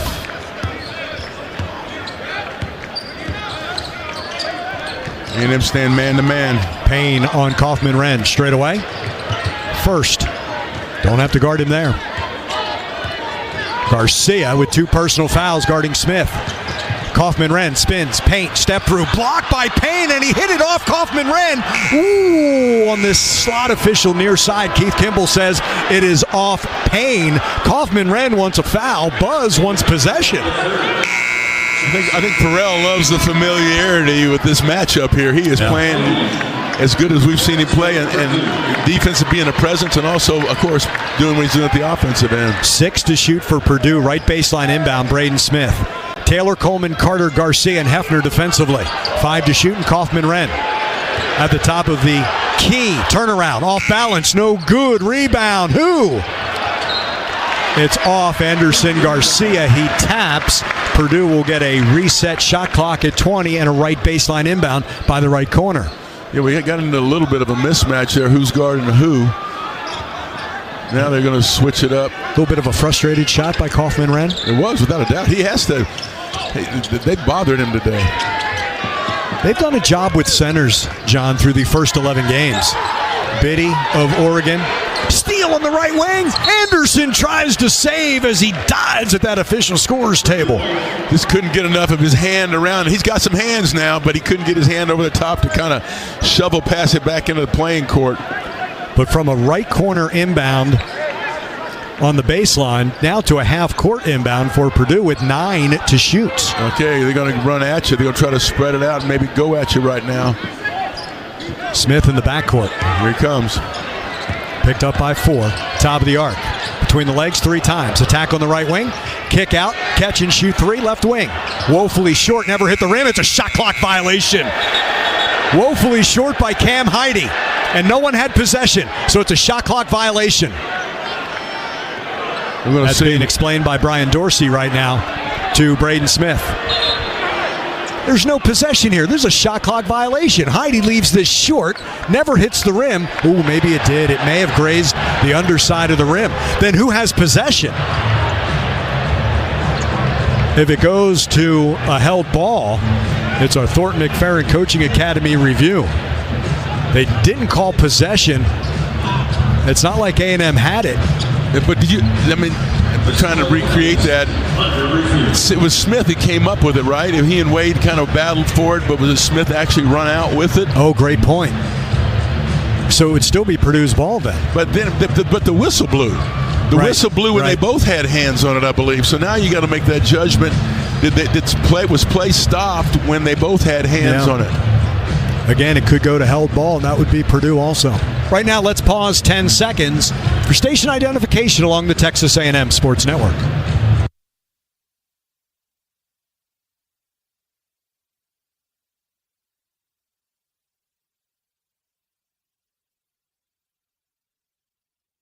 Like the 12th man, Valero stands ready right now. We're proud to partner with Texas A&M Athletics because together we are leading tomorrow with actions today. That's how we're changing the game right now. We talked about how important it was to keep people, content in their seats, not making a lot of noise, and A&M has answered that. By the way, could you ask for a bigger monitor? Yeah. Okay. The beauty of sitting up high is I feel like we're in Jerry World and we're looking at that big board in the middle of the stadium, right? Right now it's Keith Kimball and Brian Dorsey at the Thornton McFerrin Coaching Academy review. That's a lot of official right now we're seeing. That's a lot. Yep. In the background is Bart Lennox. So here we go. Lights ball. 20 seconds on the shot clock. So Purdue's going to keep it, but John, they're not going to have a lot of time on this shot clock. I think they put 20. Are they going to tell them? Well, they reset to 20. I don't think it's going to be 20, though. Oh, you know what? It would be if it hit the rim. Right. It'd have to be. But should it be under 20 by the time that scramble happens? 1:17 left, keeping it at 20. See, the play didn't stop, and they didn't get possession immediately. They're having Buzz go off the court, but they're not giving him an explanation. There should be 20 seconds on this reset shot clock. The lob to Kaufman-Renn on the left wing, guarded by Solomon Washington. Nowhere to go. Skip pass, and Phelps is undercut by Heidi as he deflected that cross-court pass. That is a perfect example that shows you that quickness, that you don't just naturally jump to conclusion. When Zurich was in the middle of the lane. It's a 1-and-1. They might have to review this. This is an undercut. No, they're not even going to review this. The officials want to just move on from that last. I get it, but that's not a basketball play. And he's not trying to undercut. I get it, but how about the quickness of him just spontaneously, just straight up in the air and getting a cross-court pass that had whip on it. But, John, does that even... you got to look at that, John. Yeah. Heidi actually undercuts him. He turns his back on him. But, John, does that even happen if you don't have the defense on Kaufman-Renn on that wing? Exactly. 1-and-1. Phelps hits. It bounces in 36-35. This is a perfect example of trying to just slow things down right now. You're taking the lead by 1 point, 1:10 to go. They turn that turnover into points. And maybe 2 as he earns the second free throw. That's pure, wasn't it? Yeah, 4-4 from the line. He's in double figures with 10. And now 1-2-2 now. They're going to heat it up a little bit on him. Carter up top, then Phelps and Taylor, then Washington and Coleman. And it is Smith in the backcourt. Across the timeline with a couple of seconds to spare. It is Smith and Heidi. It is Harris, Lawyer, Kaufman-Renn. Switch. Coleman takes Braden Smith, top of the arc. Offset left side. Heidi fakes the 3. Washington with the contest. 5 to shoot. Kaufman-Renn left side of the lane on Coleman. Skip pass. Braden Smith, right corner 3. No. Rebound. Henry. And out of his hands, Zurich Phelps. 35 seconds left in this first half. 25 to shoot. Aggies have a 37-35 lead. 4 in front of the center jump circle, guarded by Smith. Aggies in the bonus. Phelps above foul line extended. Loops 4 on the left wing. 4 inside the arc bounce. Coleman power dribble. Lost it going up because he was fouled by Kaufman-Renn, and Henry to the line. No, I really love the maturity that we're showing in this environment of keeping the defense spread, making that interior pass for the most part. Now, we forced it a couple of times, but we're tough right now because we're making them run and cover the three-point shooters, but then we're finding that little pass, especially like Henry rolling right then. It's a different-looking offense, and I like the attacking. First free throw, no good for Henry, looking for his first point. Right, he'll nail this one, but it's when he's short, that's just it. He'll adjust on this. 22 seconds left, 37-35 A&M. Hefner for Taylor. No more shot clock. And on the floor for Purdue comes Miles Colvin, who's playing with 2 personal fouls. So 22 seconds left. We've only changed defenses a couple of times. We'll probably just do 1-2-2 if we're fortunate enough to make this. Henry does. 38-35 A&M. 20 seconds left. Carter up top. Then Hefner and Phelps. Then Washington and Coleman. Across the timeline. 15 seconds left. And now Smith goes in front of the official scorers table. Out to the middle of the floor. Aggies by 3. Smith drive down the right lane line. Stops. Got Hefner in the air. Lost it. Steal by Carter. Carter, 2 seconds. 1 from half court. Jace. Too strong. Another stop at the other end of the floor for Texas A&M. Great defense by Jason. The whole team really. If you're A&M, you're loving this right here. There was a chance it was going a little bit south there with about 5 minutes to go. A&M righted the ship and got this lead back. 38-35 lead. Texas A&M by 3. Halftime next. Aggie basketball from Learfield. Coors Light presents To Chill or Not to Chill. When your friend skips your favorite song on the playlist. End of friendship. Or choose chill because that song lives rent-free in your head anyway. And you're planned ahead by bringing Coors Light to the party. And the sound of that ice-cold can cracking open was music to your ears already. Coors Light. Choose chill. Celebrate responsibly. 2024 Coors Brewing Company, Golden, Colorado. When faced with a disaster, the Cotton companies never fumble. As the trusted recovery partner of global businesses, Cotton is proud to provide property restoration, construction, roofing, temporary housing, culinary, and environmental support services. We're also restoring a long-standing Texas tradition as a proud partner of Texas A&M Athletics and the official sponsor of the Lone Star Showdown. One call, one team, total recovery. Learn more at cottoncompanies.com. Game day traditions start with a cup of community coffee, the official coffee of Texas A&M Athletics. Family-owned since 1919, Community Coffee has spent 5 generations roasting great-tasting blends right here in the USA. They're just as dedicated to making a difference in the community with programs that support teachers, military service members, disaster relief, and first responders. Try Community Coffee or find it near you at communitycoffee.com. The tradition, the rivalries. SiriusXM is your destination for all things college sports, and we've got you covered. On SEC Radio, there is complete coverage of every school in the conference, including live games, plus 24/7 talk and analysis. So cheer along on the SiriusXM app and listen to your favorite team anywhere. And now you can get 3 months of SiriusXM free. Subscribe now. See offer details at SiriusXM.com/SEC Sports. Which schools will take home the prestigious Learfield Directors Cup as the top college athletic programs for the 2024-25 college athletic season? You can follow the standings of your favorite team or alma mater at L Directors Cup on Twitter and online at thedirectorscup.com. Trophies will be awarded in June 2025 to the winning institutions in all college sports divisions. Learfield Directors Cup, the crowning achievement in college athletics. On the Texas A&M Sports Network from Learfield, this is the Texas A&M Halftime Report. Here's the voice of the Aggies, Andrew Monaco. 38-35 is the Aggie lead on the Purdue Boilermakers. We are at the break. 2 in double figures for the Aggies. That is Zurich Phelps and Wade Taylor IV, 10 points apiece. And Pharrell Payne with 9 in that first half. The Aggies shot 12 of 22 That is 55%. And they made half of their three-point shots, 6 of 12 and 8 of 10 from the free throw line. Out-rebounding Purdue 13-9 in that first half. Purdue has 2 in double figures, Fletcher Lawyer and Braden Smith.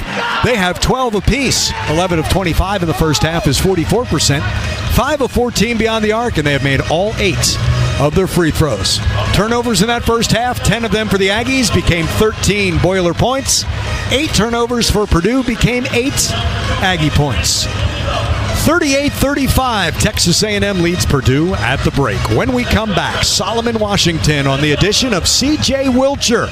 That's next. This is Aggie basketball from Learfield. When you're a fan of the Aggies, you stand for big plays, winning drives, and a next-level performance. When you're the head coach of Texas A&M football, you stand for leadership.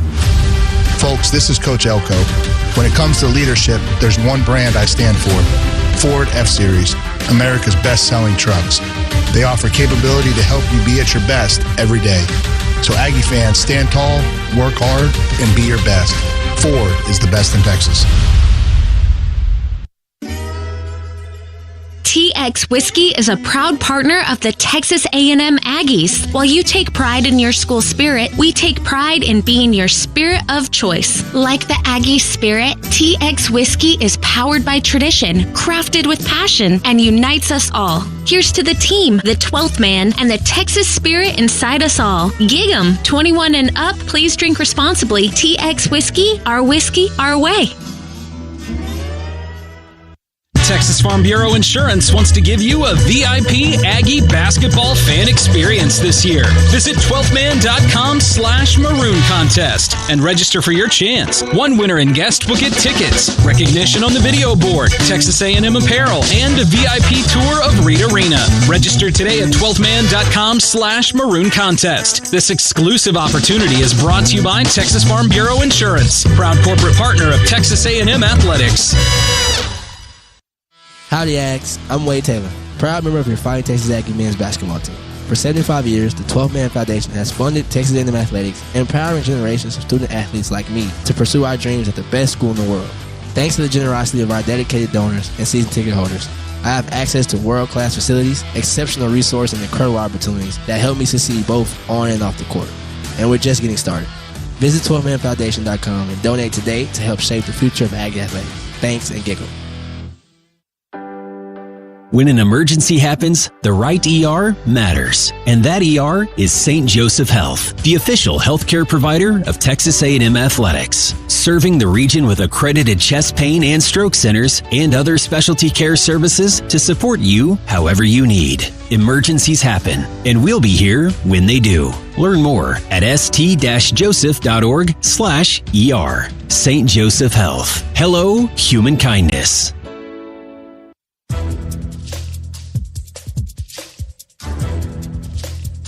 This copyrighted broadcast is an exclusive presentation of Learfield under the broadcasting rights granted by Texas A&M University. Reuse of this presentation is prohibited without the expressed written consent of the university and Learfield. Announcers are provided by Learfield and approved by the university.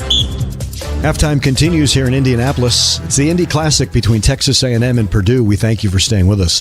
I'm Andrew Monaco. C.J. Wilcher's in his first season with Texas A&M, and his teammate Solomon Washington already knows that his vocal leadership provides a difference for the Aggies. His experience being in college for a long time, it helps us a lot, and he's very vocal. A lot of our guys who aren't very vocal, but C.J., he's kind of that type of leader. And it's great, for a guy who doesn't probably play as much as he wants to, but what he does for our team is very important. He blends in with our guys very well. We do a great job at recruiting guys to have the same type of character, and CJ fits in perfect with us. When we come back, Dr. John Thornton previews the second half of the Aggies and the Boilermakers. Stay with us. This is Aggie basketball from Learfield. Howdy, Ags. This is Bob McLaren with 44 Farms in Cameron, Texas. Like you, we love being a part of something greater than ourselves. That's why we're all Aggies. We also like bringing people together around the table to celebrate the hard work, grit, and all that it means to be a fighting Texas Aggie on the field, on the court, in the classroom, and beyond. So whether singing Hullabaloo or yelling Farmers Fight, Ags, let's gather, grill, and celebrate. 44 Farms, the official beef of Texas A&M Athletics. Aggies, are you ready for a game-changing spirit? Gentle Ben Spirits, where Aggie innovation meets traditional distilling. Our cutting-edge craft technology, developed right here at Texas A&M, is disrupting the spirits industry by removing the impurities and ensuring every sip is smoother than the last. Take the Gentle Ben Taste Challenge at our next game, or grab a Gentle Ben cocktail at the Gentle Ben Ring Bar in Kyle Field. Gentle Ben Spirits, once an Aggie, always an Aggie. Raise your glass to tradition and technology. Texas Farm Bureau Insurance wants to give you a VIP Aggie basketball fan experience this year. Visit 12thman.com/maroon contest and register for your chance. One winner and guest will get tickets, recognition on the video board, Texas A&M apparel, and a VIP tour of Reed Arena. Register today at 12thman.com/maroon contest. This exclusive opportunity is brought to you by Texas Farm Bureau Insurance, proud corporate partner of Texas A&M Athletics. Howdy, Ags. I'm Wade Taylor, proud member of your Fighting Texas Aggie men's basketball team. For 75 years, the 12 Man Foundation has funded Texas A&M Athletics, empowering generations of student athletes like me to pursue our dreams at the best school in the world. Thanks to the generosity of our dedicated donors and season ticket holders, I have access to world-class facilities, exceptional resources, and incredible opportunities that help me succeed both on and off the court. And we're just getting started. Visit 12manfoundation.com and donate today to help shape the future of Aggie athletics. Thanks, and giggle. At Cavender's, it's more than boots. It's who we are and what we believe in, our values and heritage, the sunrise that fuels the day, and the work that drives us forward. Our friendly staff and smell of leather greet you at the door. Cavender's is your go-to for the best selection and expert fitting of high-quality, authentic Western boots, hats, jeans, and more from the top-name brands. Because at Cavender's, this is how we live. 38-35, the Aggies at the half lead the Purdue Boilermakers. Alongside Dr. John Thornton, I'm Andrew Monaco. John, not perfect, but a solid 20 minutes, wasn't it? Yeah, it really was. And I'll say, is this two really good teams playing one another now? And, you know, defensively, offensively, you're going to have your moments. Both of them had. Each one has answered the bell. We answered the bell late in that first half, and got to where we are. I got to keep the turnovers not being a problem, because they have 8 points on turnovers in a low-scoring game. 8 points is a big deal. We have none off of turnovers, but at the same time, we're doing a great job of hitting the glass, but not necessarily dominating it like we typically do. But it could be a trade-off, because there's not that many boards to get offensively, because you're shooting such a good percentage on the floor. 54% overall, 50 from three. If you were going to say before the game who's going to be shooting 50% from three, my guess is Purdue. That's right. So for us to be doing what we're doing there, take that as it is. John, I like the aggressiveness without being reckless. I like for the most part, they have been predictable shots, and Purdue is still going to do what they're going to do. Here, this is what we run. We're going to do it. But the Aggies look a little different offensively. They do, and one of the things I say, and when I say this, I don't mean slow, but we're under control. Yeah. We're doing what we want to do. Now, they're defending and they're doing the deal. It's a little bit, we're feeling it out, but I mean, we're getting the shots and we're getting the ball in people's hands where we want the shots to occur, and it looks very premeditated when it's occurring, whether it be Hayden, whether it be Jace, or whether it be Zert. There's no rush or a sense of urgency like, I've got to do this. It's coming to them under control. So let's see if we can keep that going into the second half. Did the Aggies frustrate Kaufman-Wren in that first half defensively? Without a doubt. Here's a guy that's averaging 18-plus a game. He's only scored at the free throw line. The trade-off has been Smith and Lawyer have had their opportunities, because we have him out of the game because of how we're playing that ball screen in the middle. That's happening all the time. We're not getting back to the guy that's carrying over the top of the screen, because we're dropping back on him. So it's a double-edged sword there. We're changed it a couple of times, and Dev will do this. Well, they'll just out-and-out switch. Yeah. And then they'll drop back somebody in the paint to cover the post. You can't drop anybody back in there because he's big, and you can't have an offside guy that's 6'4" trying to hold him down. But if you have Anderson in there, you can do that. So there's a trade-off in how we're trying to defend that particular action. 9 of the 14 bench points for the Aggies from Pharrell Payne. Good first half. Really good. And we wanted that. We said it right before. Let's get a punch off the bench. Yes. He's been that punch. Now, I'm going to be greedy. I want a double punch. I want a left and a right-handed punch, right? Let's get some. Right. And it could be Manny, that other punch. He's left-handed. I'll go with that. That's right. They carry a 3-point lead into our SeatGeek second half to the Aggies, up 38-35 on Purdue. This is Aggie basketball from Learfield. In sports, there are those who stand for an unyielding determination, overcoming obstacles, and winning against all odds. In life, there's one brand that can help you do that. That's Ford and the Ford Bronco family of SUVs. Folks, this is your Texas A&M football coach, Mike Elko. Ford Bronco and Bronco Sport offer the capability to take on life's everyday challenges. So Aggie fans, stand tall, work hard, and be your best. Ford is the best in Texas. When an emergency happens, the right ER matters. And that ER is St. Joseph Health, the official healthcare provider of Texas A&M Athletics. Serving the region with accredited chest pain and stroke centers and other specialty care services to support you however you need. Emergencies happen, and we'll be here when they do. Learn more at st-joseph.org/ER. St. Joseph Health. Hello, human kindness.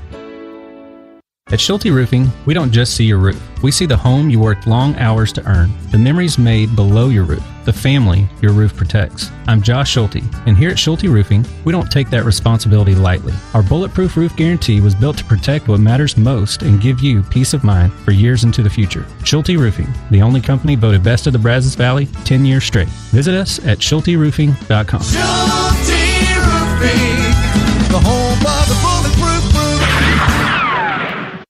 Aggies, are you ready for a game-changing spirit? Gentle Ben Spirits, where Aggie innovation meets traditional distilling. Our cutting-edge craft technology, developed right here at Texas A&M, is disrupting the spirits industry by removing the impurities and ensuring every sip is smoother than the last. Take the Gentle Ben Taste Challenge at our next game, or grab a Gentle Ben cocktail at the Gentle Ben Ring Bar in Kyle Field. Gentle Ben Spirits, once an Aggie, always an Aggie. Raise your glass to tradition and technology. It's time for our second half, and it's brought to you by SeatGeek, the official fan-to-fan ticket marketplace of Texas A&M Athletics. A 38-35 Texas A&M lead on Purdue, 10 apiece. Wade Taylor the fourth, Zurich Phelps, 9 for El Payne, and as John mentioned during the break, 12 apiece. Fletcher Lawyer, Braden Smith, Lawyer, 5 for 5 from the floor. They're all from 2 of 2 from the line. Braden Smith, his 12 points have all come beyond the arc, where he is 4 of 7 from beyond the arc. But also pointing out that Trey Kaufman-Wren has taken just 2 shots from the floor. 4 free throws, he's hit them all, but just 2 shots from the floor. You're talking about Wade and his influence as much as we're talking about Smith's influence, but Wade being 4 for 8 overall, but 2 for 5 from 3. Those threes were big when we had to have them. It was changing the mood of the Coliseum, right? So good point there. 3 assists, 1 steal. He's doing a good job. And what he's done, whether he's actually been the assist man that pulled the trigger for the assist, he's done a great job of running our half-court offense, and as always, probably underappreciated, being the trigger man or out-of-bounds play, and getting us through our set and how we run that. Aggies led by as many as 7. Isn't it interesting? Wade gave the Aggies that 7-point lead. Braden Smith brought Purdue back. And then when Smith put Purdue up 29-25, that was Purdue's largest lead in the first half. It was Wade who answered with a 3. And there was some sportsmanship going on, too, because Smith and Wade were tangled up and hit the ground, and Wade helped him up. And so we should give him a sportsmanship award. Absolutely. We've got to have that at the end of the game. 38-35, Purdue will get the first possession of this second half, and they will shoot to the basket. 2 hour left.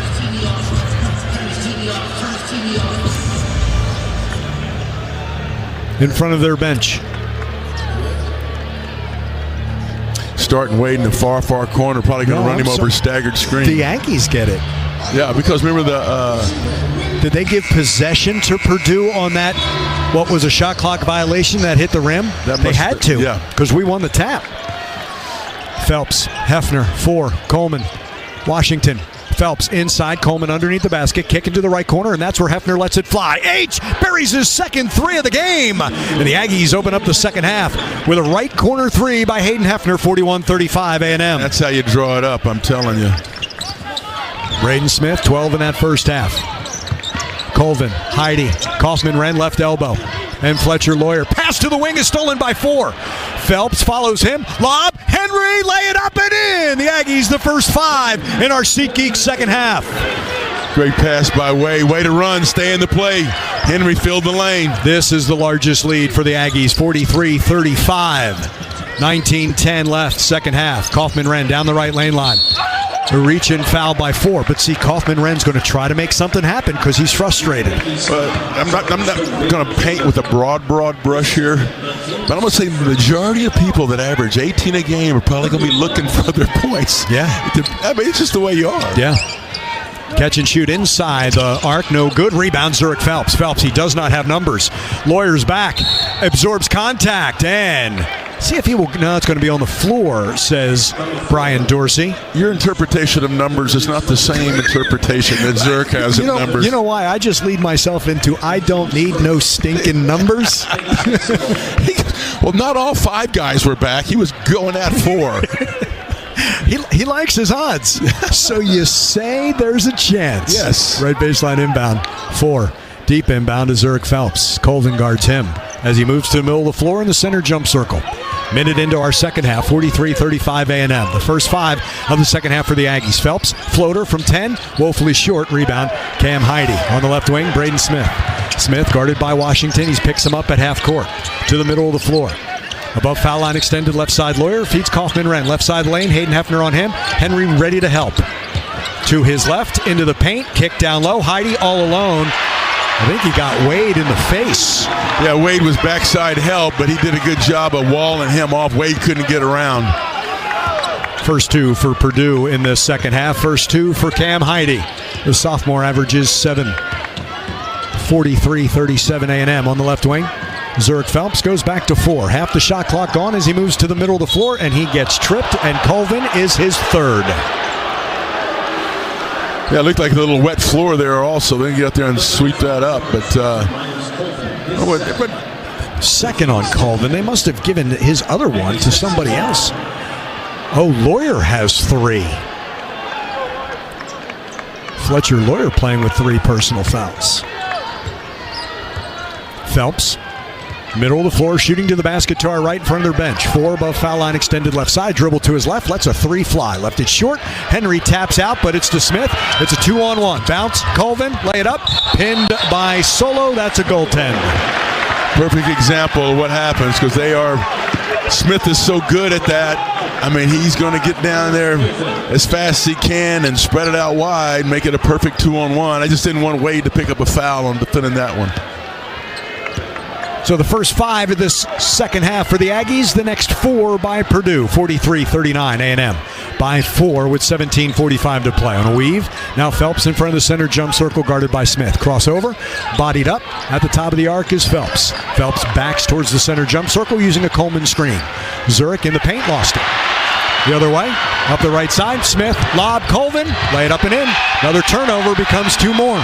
That's exactly what Buzz was talking about in pregame.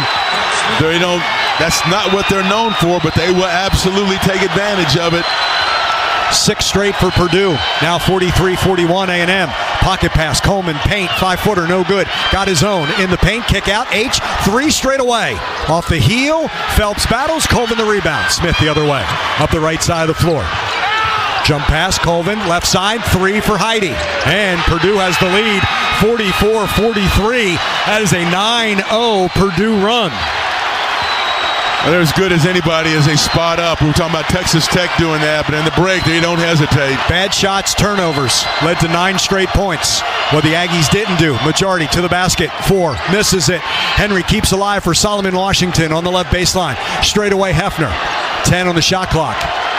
Phelps, middle of the floor, 44-43 Purdue on a 9-0 run in the last minute and a half. Phelps, paint, right lane line, fouled on the reach-in by Braden Smith. And the one thing I am liking that Zurich is doing, You've got to make Braden Smith defend. No, you have to, right? That's his second foul.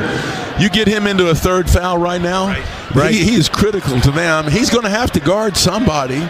And so now, you got to go tough in there and not anticipate they're going to call everything because he's going to reach. If he's not going to reach, you got to make him pay and finish.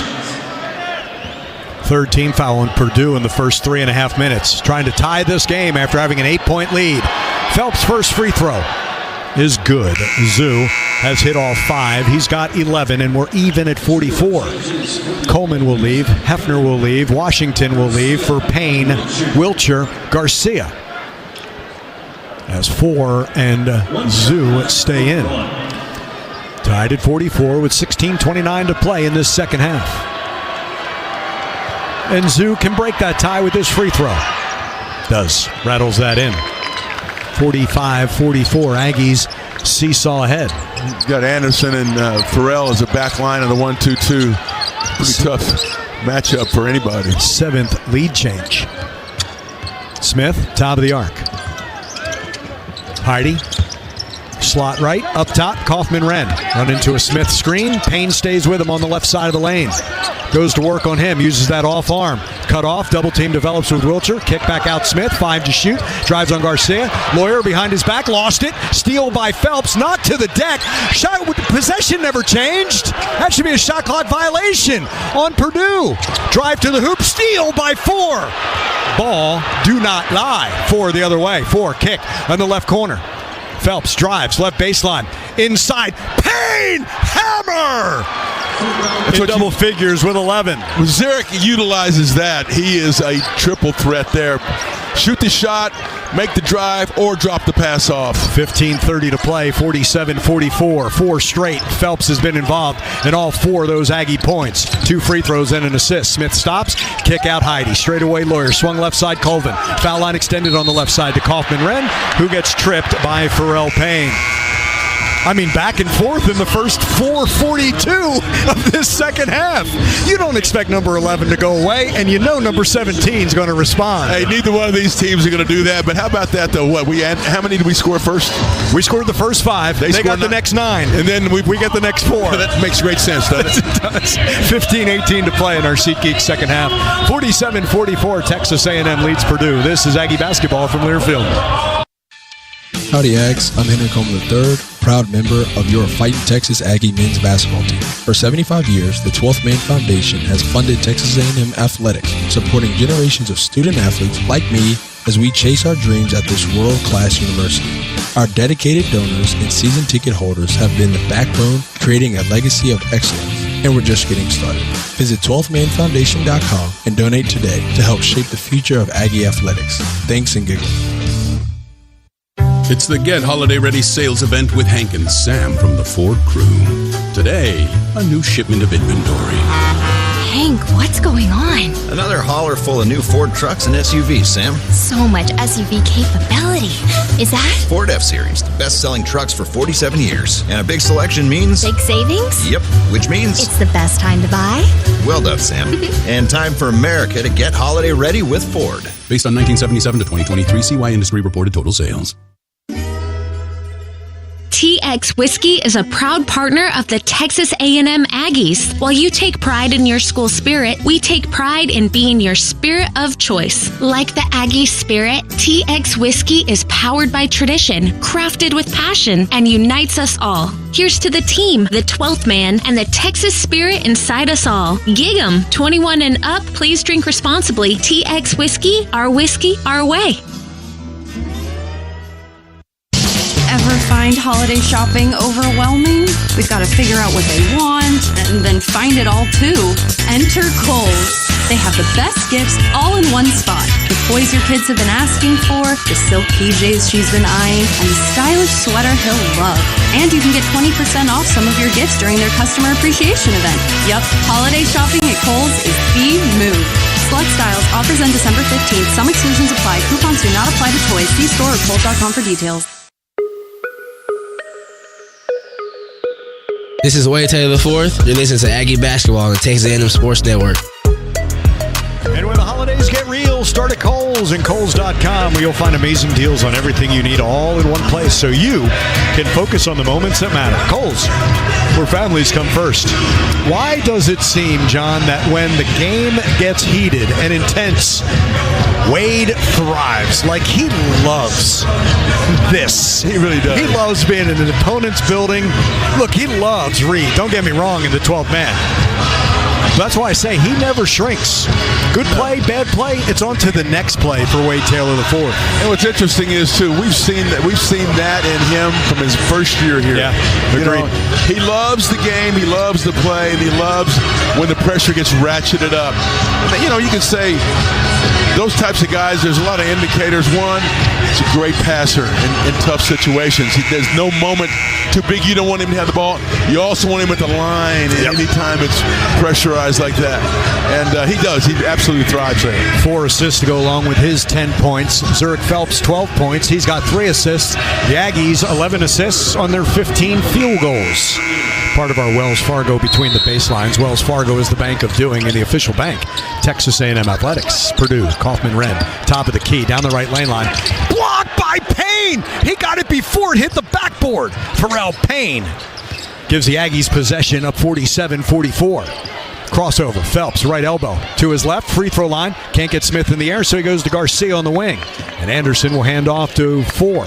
Moves to the middle of the floor in front of the center jump circle. 10 to shoot. 4 in the left corner. C.J. Wilcher lets it fly, no good. Pharrell Payne, an offensive rebound, out to 4. 4, middle of the floor. He thought about it. I know he did.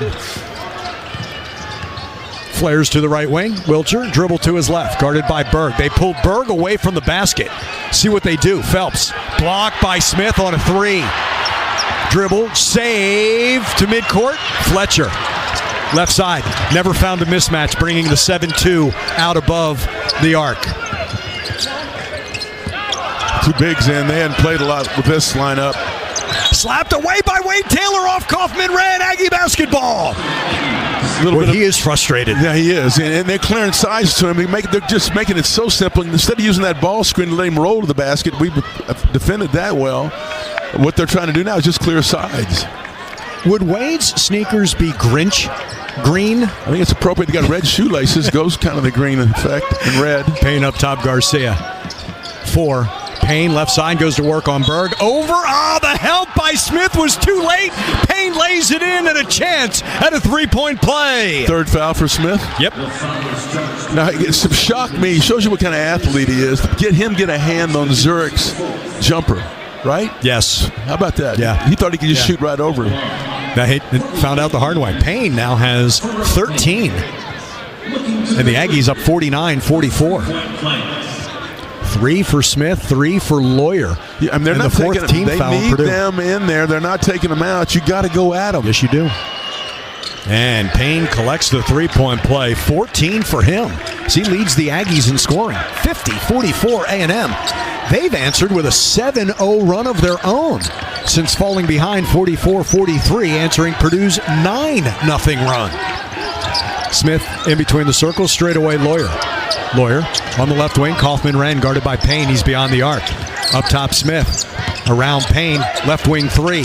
No. Rebound. Payne. Kaufman-Renn battle. And it's tapped to 4. 50-44 A&M. I like Wade. Look at him. Slow it down. Let's just come down here and get a set going. 13 and a half minutes to play. Aggies by 6. 50-44. He, Garcia, Payne, Wilcher, and Phelps on the floor. 4. Pocket pass. Payne fouled by Kaufman-Renn, and he's going back to the line as Kaufman-Renn picks up his 2nd. It's Purdue's 5th, and Payne back to the line. I just like the maturity of us offensively right now. There was no rush to do that. We spread them out. They overextended their defense. He had Smith. Berg came to help. Passed right between them to Payne. And go right at him. And, I mean, whether it was going to be a charge or not, the defender was moving, so Pharrell took him to the rim. 14 points for him. First free throw. Misses that. He's 4 of 6 from the line. John, I wouldn't even minded a charge there. Yeah. You know what I mean? No, you'll take it. You'll take it. But instead, a second free throw. 50-44 A&M, 13:23 to play. Pharrell Payne missed the first, and now the second. That rims out the rebound Smith. Braden Smith into the front court. Third rebound to go with 3 assists and 12 points. He's hit 4 threes. Above foul line extended right side, Kaufman-Renn guarded by Payne.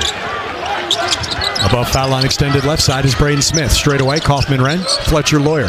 Smith lets it fly from 25 feet straight away. Flat off the heel and in. Second straight game we've seen that by an Aggie opponent. I know, it just died there at the rim. It was woefully too strong. But the way it hit, it fell flat. 50-47. 15 for Braden Smith, the lead. Purdue, crossover, Phelps down the right lane line, spins back to his left, rises from 13. The fadeaway is true. Zoo buries that. 14 for him. 52-47 A&M. I like, make Smith guard. He's got 3. 12.5 to play as Smith brings the ball into the front court. Kaufman-Renn sets a screen, hard hedged by Payne. Smith runs into a Berg screen, does Phelps straight away. Low pass at the ankles of C.J. Cox. Fletcher Lawyer, right side, Kaufman-Renn. Payne on him. Wiltshire comes to help. On the right wing, catch and shoot C.J. Cox. That globe jumper, no good. Tap by Garcia to Phelps. 52-47 A&M by 5. Front court 4 with 12 minutes to play in the second half in Indianapolis. 4 guarded by Cox. Navigates inside, smothered by Berg, and held ball. Purdue basketball brings us to a timeout. 11:52 to play in our SeatGeek second half. Aggies by 5, 52-47. 11:52 left. This is Aggie basketball from Learfield. When you're a fan of the Aggies, you stand for big plays, winning drives, and a next-level performance. When you're the head coach of Texas A&M football, you stand for leadership. Folks, this is Coach Elko. When it comes to leadership, there's one brand I stand for. Ford F-Series, America's best-selling trucks. They offer capability to help you be at your best every day. So Aggie fans, stand tall, work hard, and be your best. Ford is the best in Texas. Game day traditions start with a cup of community coffee, the official coffee of Texas A&M Athletics. Family owned since 1919, Community Coffee has spent 5 generations roasting great tasting blends right here in the USA. They're just as dedicated to making a difference in the community with programs that support teachers, military service members, disaster relief, and first responders. Try Community Coffee or find it near you at communitycoffee.com. When faced with a disaster, the Cotton Companies never fumble. As the trusted recovery partner of global businesses, Cotton is proud to provide property restoration, construction, roofing, temporary housing, culinary, and environmental support services. We're also restoring a long-standing Texas tradition as a proud partner of Texas A&M Athletics and the official sponsor of the Lone Star Showdown. One call, one team, total recovery. Learn more at cottoncompanies.com. 4 6s, Grit and Glory, ready to drink vodka cocktails. A proud partner of Texas A&M Athletics. Shop now at 4 6s, gritandglory.com. 52-47, Texas A&M leads Purdue with 11:52 to play in our second half.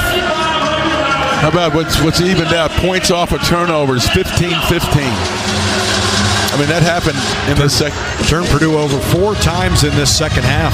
They had 8 at the break. Aggies had 8 points off those 8.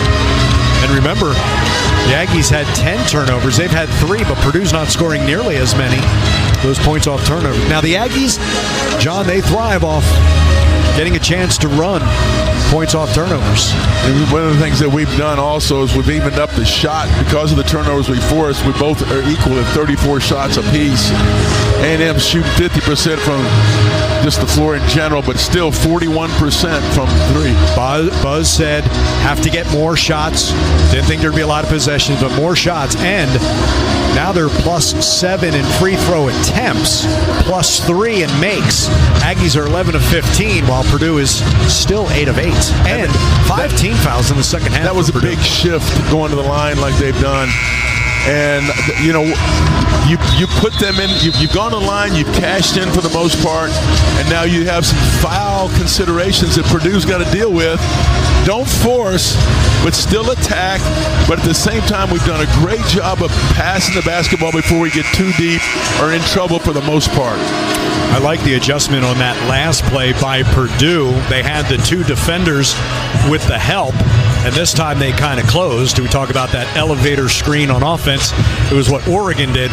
This time, Berg and Smith did not allow Wade to get that pass through, and it led to a held ball. Well, they had Berg in the big. Now they've gone with a smaller lineup, going to adjust to how they're going to attack A&M's half-court defense. Smith, Lawyer, Colvin, Kaufman-Renn, Heidi. High post right side, Kaufman-Renn. On the right wing, Braden Smith. To his right, inside the arc, he traveled. Wow, he wanted to lean into Zurich Phelps. He moved into him, trying to initiate contact, and then he passed inside and a chance at a three-point play for Kaufman-Renn. Just adjusted their attack, just kind of a cleared side, and had Kaufman-Renn roll and had position. His first field goal for Kaufman-Renn. How would that not have been an offensive foul on had he put up a shot, since he leaned into Phelps to his left? Well, it's amazing that he either kept his foot on the floor or that was not seen. Yeah. 52-50 after that three-point play. Bounce, left side of the lane. Garcia, guarded by Colvin, goes to work. Left baseline, kick out up top. Zurich Phelps to Wilcher. Three on the right wing. C.J. Wilcher buries the three. His first points, 55-50 A&M. That's just sharing the basketball as they've done consistently, better than they've done all year. And Anderson draws the defense there. Smith, hard hedge, Payne. In the right corner, Heidi, flyby by Garcia. Pass, steal, nope, back to Smith. Left side, Fletcher Lawyer fakes the three inside. Kaufman-Renn, baby hook with the right hand, no good. And Garcia the rebound, and he is fouled from behind by Heidi. Like Anderson, being tough like that, you get bumped. He just kind of went through the motion and went ahead and fell to the floor, but just a tough rebound. You're not getting that. Grabbed him by the shoulder and dragged him down. Crown doesn't like it, but they're looking through black and gold glasses. 55-50, and that's the sixth team foul on Purdue. Aggies with three. Obaseki, Taylor, Carter, Wilcher, Payne for A&M. Can Smith guard Manny? We may be about to find out. Manny, 7-footer left lane line. Missed everything. Too hard off the right side. Smith the other way on the left side. Colvin, three on the wing. No good. Rebound C.J. Wilcher. Gives to four.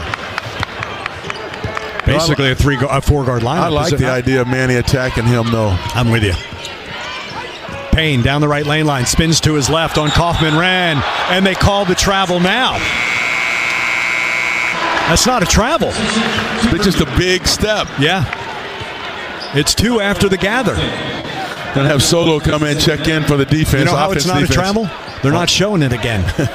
That's right. You don't want the scrutiny. I'm convinced of that. 10-10 to play, 55-50. Aggies by 5. Braden Smith. Across the timeline, Jace Carter picks him up. Halfway through this second half, 10 to play. Launching a three slot right. Off the heel. Tip. Payne. Now Washington gives to 4. 55-50, A&M by 5 with the ball. 9:50 to play. 4 top of the arc. 4 lets it fly. He wanted an and one on that shot up in the air. Solomon has it tied up with Lawyer, and held ball goes to Texas A&M.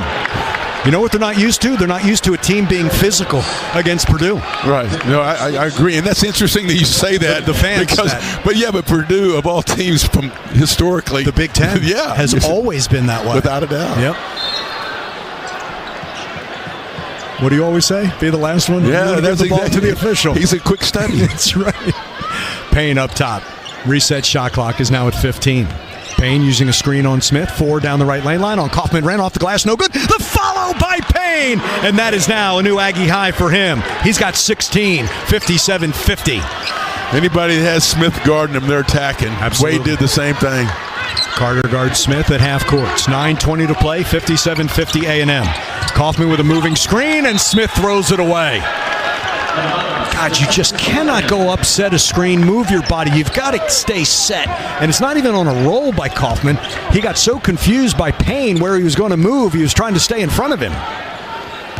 4 into the front court. That's just an awful pass by Smith. Straight away 4. Free throw line, into left corner. Jace lets it fly. Short. Rebound. Nothing but Purdue. Boilermakers up the right side. Lawyer, guarded by Manny. And his pass out is stolen by Jace Carter. But Colvin was never in that spot. How about get in the play, stay in the play? You have to hustle to get into that. 8:40 left. Aggies up 57-50. 4 with the ball. Half the shot clock gone. Payne sets a screen on Colvin. 4. Step back, straddle the arc, and bury the long 2. A dozen for him. 59-50 Aggies. Timeout Purdue. Hey, when you're in this kind of building and you had to make the opponent take 2 timeouts, you're doing something right. He started this second half with a couple of assists, and now he buries the jumper. Wade Tail to the 4th gives the Aggies a 59-50 lead with 8:33 to play in the second half. This is Aggie basketball from Learfield. Today we have 2 very special guests on our program, introducing Lem and Lime. Hello. For Starry Lemon Lime Soda. Thanks for having us. What is Starry Lemon Lime Soda? It's a crisp, clear burst of lemon lime flavor, and it's caffeine-free. Between us, one of you must be a little more important to Starry than the other. Who is it? We're both important. So it could just as easily be Starry Lime Lemon Soda. No, that doesn't sound right. Oh, I like it. So you saying hip-hop could be hop-hip? Works for me. Starry Lemon Lime Soda. Starry hits different. Texas A&M fans, college basketball season is here. Turn beer runs into championship runs and grab a cold, refreshing Dos Equis to cheer on the Aggies this season. Gig 'em Aggies, Dos Equis, official import beer of Texas A&M. Enjoy Dos Equis responsibly. Copyright 2024, imported by Cervezas Mexicanas, White Plains, New York. At Cavender's, it's more than boots. It's who we are and what we believe in, our values and heritage, the sunrise that fuels the day, and the work that drives us forward. Our friendly staff and smell of leather greet you at the door. Cavender's is your go-to for the best selection and expert fitting of high-quality, authentic Western boots, hats, jeans, and more from the top-name brands. Because at Cavender's, this is how we live. Howdy, Aggies. I'm Wade Taylor, proud member of your Fighting Texas Aggie men's basketball team. For 75 years, the 12-Man Foundation has funded Texas A&M athletics, empowering generations of student athletes like me to pursue our dreams at the best school in the world. Thanks to the generosity of our dedicated donors and season ticket holders, I have access to world-class facilities, exceptional resources, and incredible opportunities that help me succeed both on and off the court. And we're just getting started. Visit 12manfoundation.com and donate today to help shape the future of Aggie athletics. Thanks, and giggle. They seat about 18,000 here, Gamebridge Fieldhouse. It was a great crowd. We had a great crowd Sunday in Fort Worth. We've got another one here. Indianapolis, it's decidedly pro-Purdue. But this Aggie team has the 50. We say it all the time. This is why you play basketball. This is a memory you'll have. Totally agree. Totally agree. That's it. I mean, you're liking it. Hey, you want to play in the NBA? You're going to be playing in this building. Exactly. Where Q plays. That's exactly right. I want to be like him. I want to be like Q. Here's that 1-2-2 again. John Carter, then Phelps and Obaseki, then Washington and Garcia. Probably as athletic a 5 you can have on defense. Right. They've gone back with their. They're going back to just the traditional attack. He's going to just try to walk it up, stay in the middle of the floor. They're going 2 bigs again with Berg and Kaufman-Renn, Smith, Lawyer, and Colvin. And what they've done here is that they'll go high-low. They'll set that high ball screen, and then one of them will already be set down there, and they'll trying to force a mismatch from our offside weakness. 8.5 to play. Purdue basketball. Shooting to the basket to our left. 59-50 Texas A&M. Smith at the top of the arc. Garcia takes him. Bounce to Lawyer. Swing left side above foul line extended. That is Caleb First. I'm sorry, I said Berg. It's First on the floor for Purdue. 8 on the shot clock, and Smith goes up top. Lawyer, ball fake, drives on Garcia in the paint. 13-footer, no. Rebound. Jay saves! To Zurich Phelps. What a save as he's falling out of bounds underneath the baskets. And Buzz has chosen to rest Wade for the finish here. Fatigue's going to be a deal with this. Zurich, right side of the floor. On Colvin. He'll move back to the middle of the floor. Reset. 10 on the shot clock as he's in the center jump circle. 59-50 A&M. Garcia straight away. Gives to Manny. 4 to shoot. Manny, paint. puts up a shot, in and out, no good. Rebound by Kaufman-Wren. Right side, Lawyer. Bounce left side, deflected by Garcia into the backcourt, and he keeps alive. It goes over the end line. They have just 2 seconds to get it across the timeline. Garcia dives. Manny dives. There's 22 on the shot clock and 7:27, and that Aggie bench erupted. If that isn't the exact portrait of what A&M basketball is, I don't know. That's the drill they work on when they try to save the line. Every shoot around in practice, you dive to save it from going out of bounds. And Purdue fans saw it firsthand. 7:27 to play in the second half.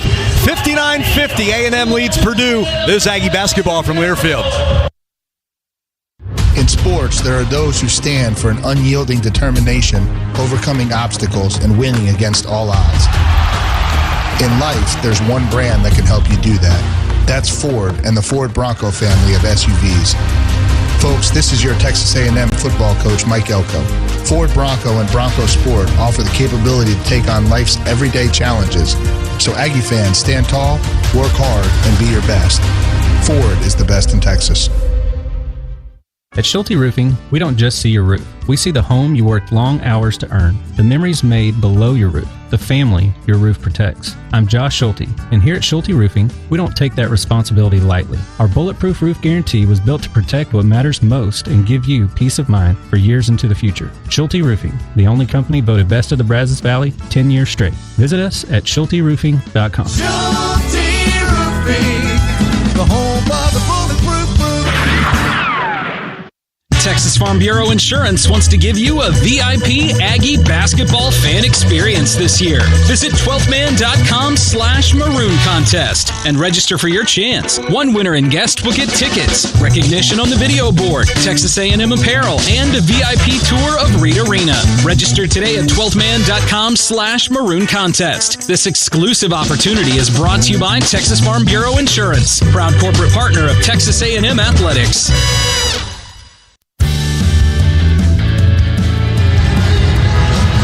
7:27 to play in our second half, and Texas A&M owns a 59-50 lead on Purdue. Right now, let's pause 10 seconds for station identification along the Texas A&M Sports Network.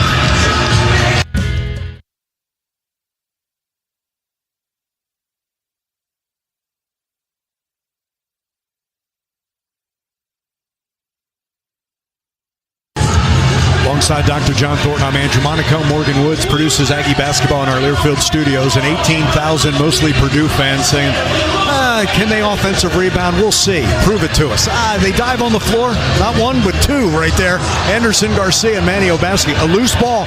You always say it. If you have to think about it, it's too late. That's exactly right. And again, rebounding had been pretty even all the way through, but late game, I mean, we play more people.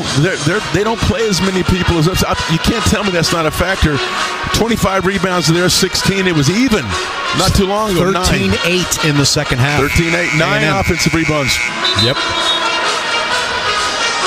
So it will be Carter, Garcia, Obaseki, Washington, Phelps. Did you see the bench react to the dives? They all came off. Even the guys behind that bench made sure that they got on the floor. Everybody up in the air, celebrating the effort. If that isn't a recruiting poster, if you get a shot of that. With you. All right, 1-2-2. Purdue's going to call a 30. John, do they have 2 seconds to get in the front court? He went down there and asked. I think that's why he called timeout, because he wanted to make sure they understood what they were going to try to do to get it in. The 7:27 timeout was the media timeout. Now this is a La Casa Tequila late game timeout. Take some time to enjoy the rest of this game responsibly with La Casa's smooth tequila for rugged country. Like all good teams do, well-coached teams do, you want to create mismatches in your half-court offense. Big screening on little screening on big, a lot of moving hard cuts where people have to help. They're doing everything in the world to get Kaufman-Wren the ball, and it's making all kinds of difficulty of us. Who's guarding him on switch, ball screen? The last possession, Jace Carter was guarding him, giving up 5 inches to him, basically, and did a heck of a job fronting him, being banged and banged and banged. They could not get the ball to him. The 6'6 Carter, the 6'9 Trey Kaufman-Wren. 7:27 to play, and Lawyer will inbound. Having to go the length of the floor. 22 on the shot clock. 59-50, Texas A&M. I think because the Aggies touched it last. I think so. They still have 10 seconds to get in the front court. First, it's 14 seconds now. You may need that much time. So here's 10, and it's a half-court offense that has 10 seconds to operate. Braden Smith, guarded by Jace Carter at the top of the arc, picks up the dribble, 5 to shoot, above foul line extended. On the right side is Colvin, lets it fly, short, rebound, it's going to go out of bounds. Aggies get the stop. It's a perfect example of what he talked about in the breakfast this morning. They started their offensive set with 10 seconds. Obaseki and Washington, Phelps, Garcia, and Carter with 7 minutes to play, 59-50, Texas A&M. Manny across the timeline in the center jump circle. The Indy Classic logo is there. Smith on his left hip. Manny, the right elbow. Right wing, Phelps. Eyes the three, goes back up top to Manny. 8 to shoot. He's at the top of the arc. Manny navigates. Kick out for Garcia. He's got to let it fly. Passed inside for Carter. He lays it up, no good, and it's a shot clock violation. There's a lot of worse things because 30 seconds goes off, it's a dead ball, and you get to set up the 1-2-2. Right, we did this to Texas Tech. Remember how disjointed it got for them? Now, if you can just add another defensive pressure here, eat the clock, it just got really a struggle for them to do things. Very similar. They're going to thrive on the three-point shot. Got to cover it. And you were able to rest Wade Taylor IV for a good on the clock about 2 minutes, but in real time, John, he got a nice rest. We did. We went and jumped him a little bit and heated it up. The bounce into the front court with a second to spare. Kaufman-Wren, foul line extended right side, Lawyer. It's 59-50 A&M, 6:15 to play in the second half. Kaufman-Wren at the top of the arc. Above foul line extended on the right side by that right hash in front of the Purdue bench. Two-man game with Kaufman-Wren on Washington. Missed it. Rebound, Payne. Nice help by Jace, but Solo did a heck of a job. Influenced the shot getting over there. You've always said you got to know where 9 is at all times. I know. Under 6 to play, 59-50 A&M. 4, left wing, beyond the arc, Obaseki. He moves to the middle of the floor with 5 to shoot. Down the right lane line, spins back to his left, rises from 13, short, rebound, Purdue. Heidi. And down and turning an ankle, his right ankle, is Braden Smith. I'll tell you what, he must be a deceptive jumper, though. Because we know how Manny can spin and go away from him. Smith, at 6 foot, still got a hand up in his face. Yeah. But his foot came down on his shoe, and he rolled it, but he's up. St. Joseph Health injury reports say hello to human kindness with St. Joseph Health, the official healthcare provider of Texas A&M Athletics. So now you have Zarek getting a blow now. You'll have an opportunity to get him back in there. Solo, along with Payne, Taylor, Obaseki, and Carter. Need a turkey. You got 2 stops in a row. One more. Yep. Smith comes across the timeline, guarded by Carter. He's on the left side of the floor. Now to the middle of the floor. Jump pass to Lawyer. Lawyer back to Smith. Left side of the lane, it's Kaufman. Kaufman-Wren, guarded by Payne. Manny is there just in case. Top of the arc, it's Cox. 5 to shoot. 5:15 left, second half. Smith, 3 to shoot, 2 to shoot. Step through, off the heel. Rebound, Purdue's Cox. Save, but to 4. 4 in the front court. 4 on the right wing. 4. Flares to the wing. And he'll reset. Under 5 to play. He wanted to challenge Smith because of the foul situation, but he knew better. And he also had Solo with him. He was trying to see if he could get it to him. Payne, high post right side. Washington, straight away. Obaseki feeds Payne. Left side of the lane on Kaufman-Wren. Spins, baseline, trying to hit 4. Does. Right wing 3. Bottom!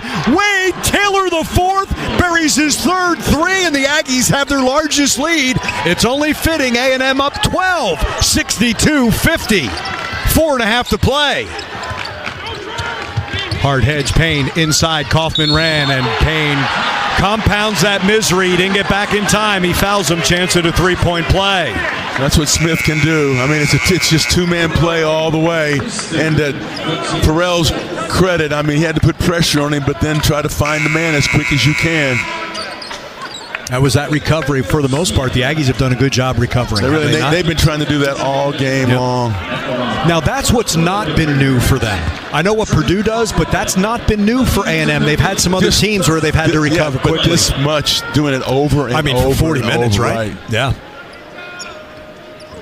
Kaufman-Renn, first miss from the free throw line, got his own. Lawyer, deflected out of his hands. He pump faked, Solo flew by, but Garcia was there, and then it was deflected from his hands as he tried to lean in. Again, it's another shooter looking to initiate the contact. 4:20 left, 62-52. Aggies by 10, Purdue with the ball. 4:15 to play. Inside, Kaufman-Renn. Got Carter in the air. Layup is no good, tipped in by Heide.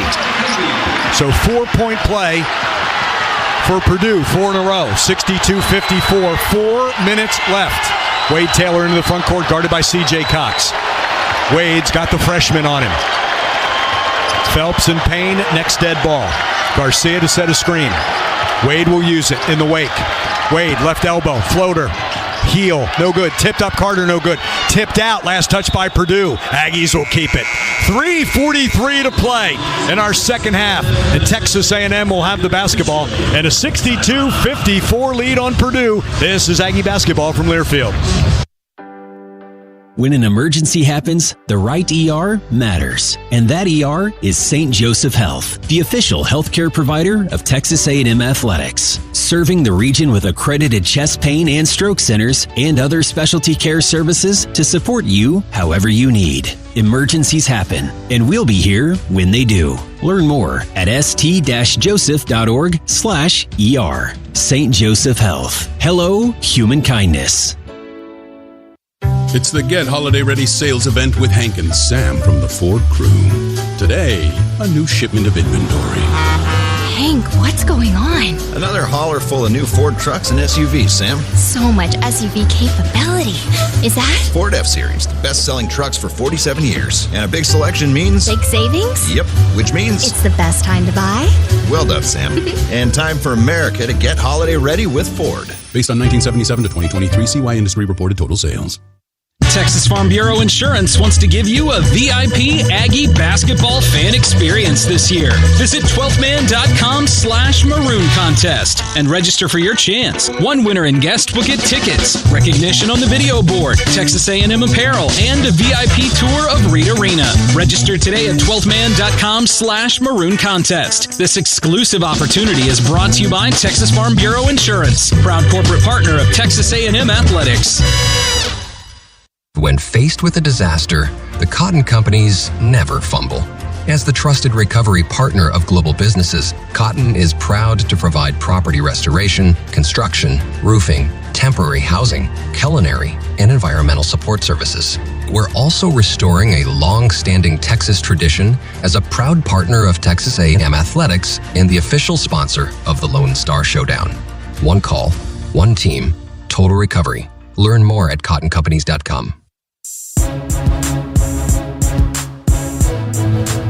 This is Jace Laviolette. You're listening to Aggie Basketball on the Texas A&M Sports Network. We can go for 3 home runs right about now from Jace Laviolette. We like that. Have a grand slam, maybe. Yeah. And he can rob home runs. So that's the first of 3 stops for a turkey. Well, is it protect the wall? That's like exactly the rim? That's exactly right. Hey, no one gets you closer to the game than Sirius XM SEC Radio. Tune in for news, talk, and analysis, and we've got your team covered anywhere you go. Get a free trial. SiriusXM.com/SEC Radio 2024. While we have an opportunity, hat tip, finger point. Jamie Morrison, A&M volleyball.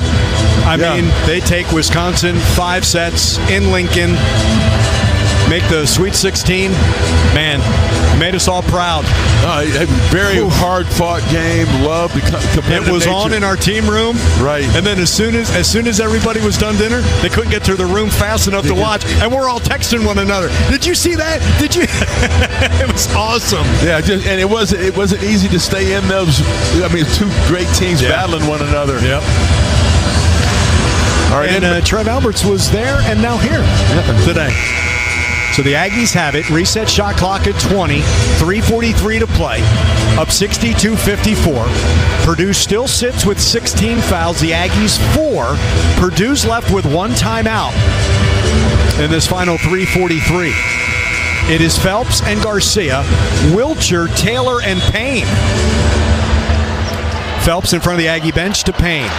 Shy of the left elbow. Phelps, top of the arc. Guarded by Smith. Curl, 4. Left elbow. Zip right side Wilcher. Run off that three-point spot.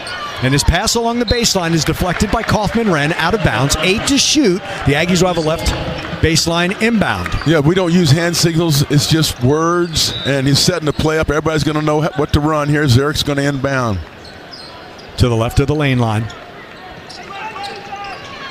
Lob out to Garcia at the top of the arc. Anderson, 5 to shoot. Anderson to 4. 4 straight away. Kick right side. Wilcher, 3 has it blocked by Smith. Smith's uncanny. 0.2 left. Uncanny. For that guy to have that reach.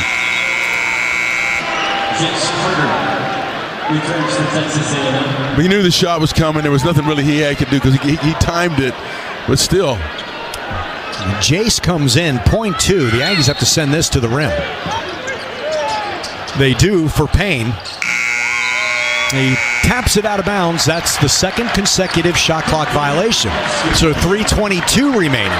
But they took 50 seconds off the clock there because of the 30-second. Purdue knocked it out of bounds and the reset 20 seconds. 3:20 remaining, 62-54. A&M by 8, front court Lawyer. Lawyer has Heidi in the right corner, goes up top to Kaufman-Renn. C.J. Cox is on the left side. Heidi comes out, 27 feet from the basket. Straight away Kaufman-Renn on the left side, C.J. Cox. All this above foul line extended where Smith lets it fly. No, rebound. Pharrell Payne, he boxed out Kaufman-Renn. 2:55 to play. Aggies up 62-54. They had to work and work and work. No quick shots. A&M's half-court defense has been really good. Purdue, 2 for their last 12 from the floor. Phelps, top of the arc, drives on Smith, down the right lane line, rises from 10, too strong. Payne, offensive rebound, off balance, stumbles, lobs out for Phelps, who gets undercut by Smith. And now all alone is Cox. Garcia gets back, lays it in. 7 for Cox. Smith and Taylor were tied up with Carter, and now getting up is Phelps because Smith landed on him. But no foul was called. Similar to the end of that Houston-Golden State game, where you had the loose ball. They didn't call the first one. They called the second one on Golden State, and Phelps has to leave. The advantage there was Purdue as Smith fell on Zurich Phelps, who has to leave. It was very smart on Anderson to contest that shot, but not to give him the foul to go with that layup attempt. So 62-56 with 2.5. Boy, they just don't want to call that 17th foul on Purdue. That is an absolute advantage by Purdue laying on Zurich Phelps. That's got to be a foul on Smith. Well, he did. He dove on to Zurich. Yeah. It's one thing to dive on the floor. You can't dive on another player. And I have no idea what Brian Dorsey's telling this Aggie bench, but they're not happy with it. The inbound to Carter by half court gives to 4. Guarded by Cox. Now the Aggies call timeout. Not like this. Yeah, just had some tough luck. Hustle. They came up with the break and the little touch, run out right there. But now let's have a chance to set everybody, get the lineup the way you wanted. Zurich had to go sit down. Right. We'll see how the substitutions are going to work out. Texas Farm Bureau Insurance wants to give you a VIP Aggie basketball fan experience this year. Visit 12man.com/maroon contest and register for you and a guest to win tickets, recognition on the video board, Texas A&M apparel, and a signed basketball by Buzz Williams or Joni Taylor. Register today at 12man.com/maroon contest. So while Purdue was struggling from the floor, the Aggies are 0 for their last 4 and 1 for their last 7. And here's that scoring drought, John, of 2 minutes and 18 seconds. Can you find a way to eliminate that drought? They've made stops, but that lead has shrunk from 12 to 6. Yeah, this is a huge possession right here with 2:28 to go. I love what Buzz does or tries to accomplish in timeouts. You have the substitutions. You got Wade. We got who else is in right now? You've got Garcia and Payne. Phelps back in with 4 and Garcia. Yes, we've seen this set before with Wade away from the basketball. Zurich to the top of the circle. Jump pass to Carter. Zurich at half court, guarded by Smith. 15 on the shot clock, 2:15 left, second half, 62-56, A&M. Smith's guarding Zurich. What's going to happen? Top of the arc, crosses over, gets into the paint, all the way to the hoop, laid up, left hand, counted and one! Zurich Phelps, maybe the biggest basket of the game. Had him going to the right, it crossed over to the left, had a cleared lane. That was what was set up as the play at that timeout. Had the help. The only way the help could come from was Wade Taylor, and I don't think you're helping off of him.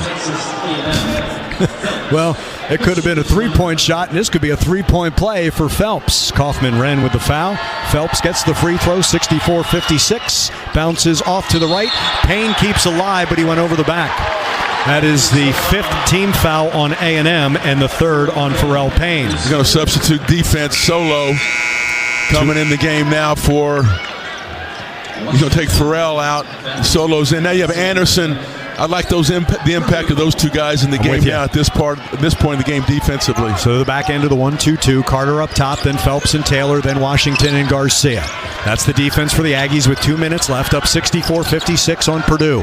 Smith at the top of the arc, Garcia guards him down the left lane line, kick to the left corner, up top, Heidi drives right lane line and jams. 1:50 remaining, 64-58, the inbound to Phelps. A little token pressure by C.J. Cox. 4. Guarded by Cox. Goes in front of the Aggie bench, and 4 is hurt. He may have strained his groin. Call timeout. I don't know what everybody's booing about. I don't know if he got hit in the stomach or he pulled something. The replay is very late as he comes into the front court. He seemed to have strained his right groin. Manny will come in for him. Another St. Joseph Health injury. It started early with Henry Coleman III on the floor. Phelps was dived on by a Boilermaker. Payne was injured. Wade is a tough guy. At this point in the game, there's no way he doesn't want to be in this game. He's pulled something. You look at his career at A&M, and 4 has been as durable as anybody. He's stretching out. He's sitting up now. He's going to be helped up now, grabbing the hand by Eddie to his feet. Let's see how he walks, if he can put pressure on that. I guess it was his left side.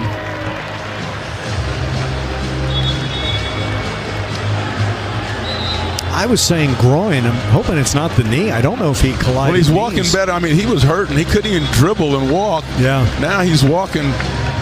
Seems like he can motor okay right now as he's going to the end of the bench with Eddie to talk it over. Now, 1:36 to go.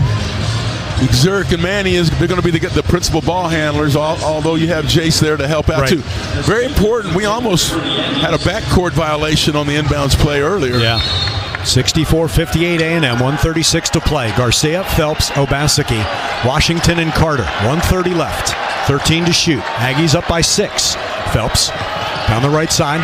Lob, Washington, catch left baseline, kick out Garcia straight away, 5 to shoot. Phelps to Manny, 3 on the left wing.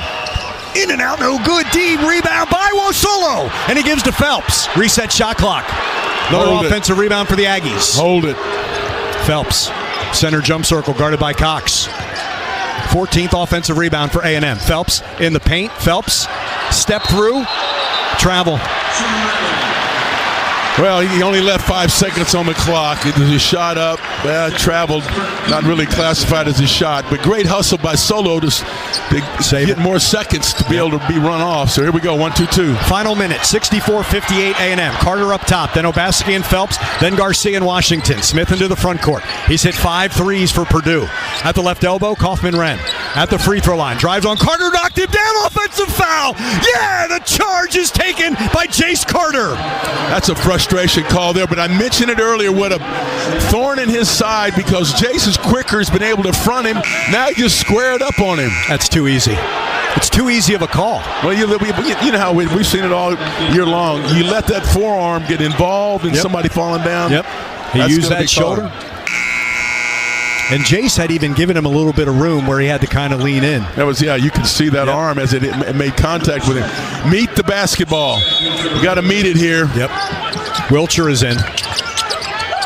And he gets the inbound and gives back to Zurich Phelps. Phelps.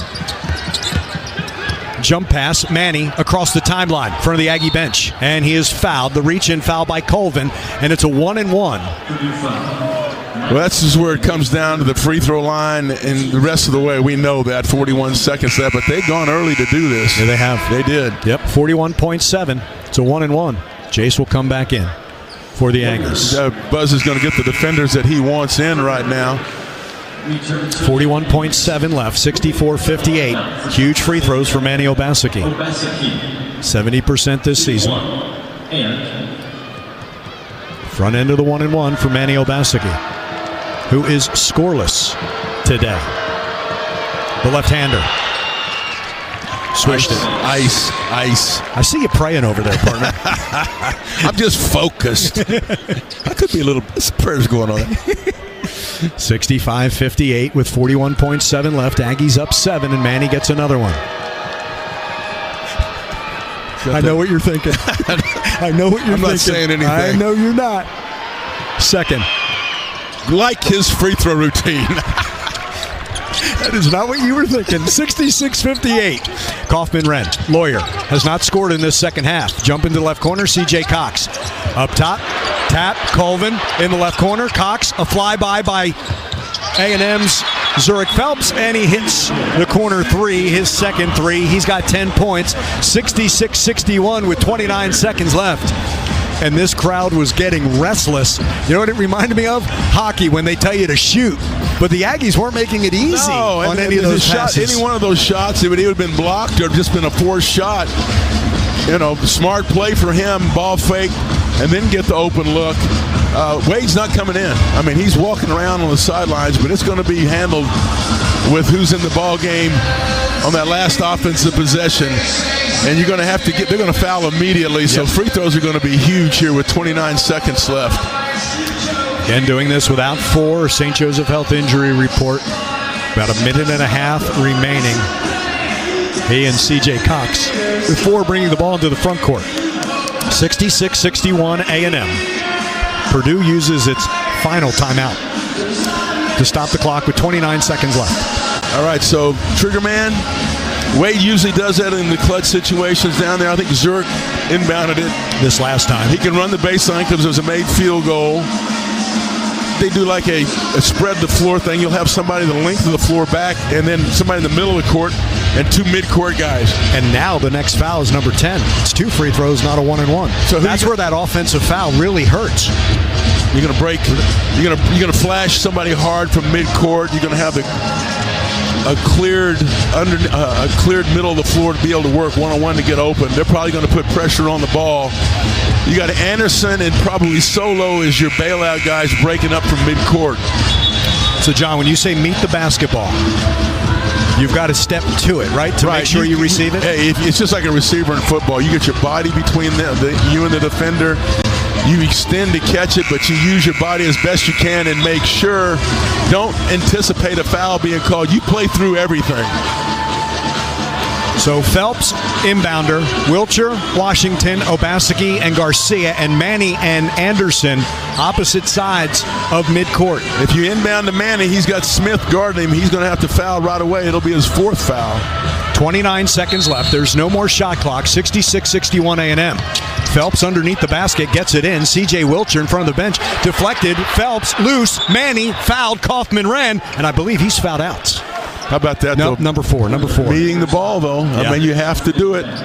This one, the team's 10. 2 free throws now. Yeah, 20. That's huge, too. And now 25.3 remaining. 66-61 A&M. You know, you got all kinds of things to consider. Find your man. You got 2 people back. No fouls whatsoever. Right, anyway. Right. Although the Aggies at 5 team fouls. Manny miss. 2 of 3 from the line. 66-61. Lawyer comes back in. Heidi leaves. 25.3. Jace Carter to the table. Manny steps to the line. 66-61 A&M. And Obaski, the left-hander, makes it 67-61, 25.3. Carter for Wilcher. Carter up top, then Phelps and Obaseki, then Washington and Garcia. The inbound to Braden Smith. Braden Smith across the timeline, 20 seconds left, and he's fouled by Carter. That's the foul to give, if you will. That's number 6 on A&M. It stops the clock with 21.1. They have no timeouts. They can't set something up. They're going to run something that they do in practice. To the right of their bench, the inbound, Braden Smith. Smith offset right side, into the right baseline. Lawyer inside, Kaufman-Wren. That's a 2, the baby hook. The inbound to Obaseki, and he is fouled with 14 seconds left. It's 67-63 A&M. Kaufman-Wren now in double figures with 11. But those 11 points have come on 8 shots, 3 field goals, 5 free throws. So Anderson got in, in that disarray on making them shoot a 2, get it in and get out of bounds and get it in before they have a chance to set their defense. So now just got to make free throws. 14 seconds left. 2 more free throws for Manny Obaseki with the Aggies in the double bonus. 67-63 A&M. Manny's first. Bottom, 68-63. 14 seconds left. Aggies by 5, 68-63. Make another one here so you get in the 1-2-2. Right. No fouls. Couple of dribbles, left-hander in the air. 5 of 6 from the line in the clutch. 69-63. 10 seconds left. Braden Smith into the front court. On the left side, Colvin for 3. Hits with 7.7 left. 69-66. The inbound to Solo, and he is fouled with 6.9 left. Feel like Sunday all over again? It is exactly. We said that as a comparison. Texas Tech was an outstanding 3-point shooting team late. Made big threes to stay in it. Purdue doing the same thing. Solo has not scored today. 2 free throws for him. And it was Solo who went 2 for 2 from the line against Texas Tech in that second half. All 8 of his points came in the second half. 69-66 A&M. 2 free throws for Solomon Washington.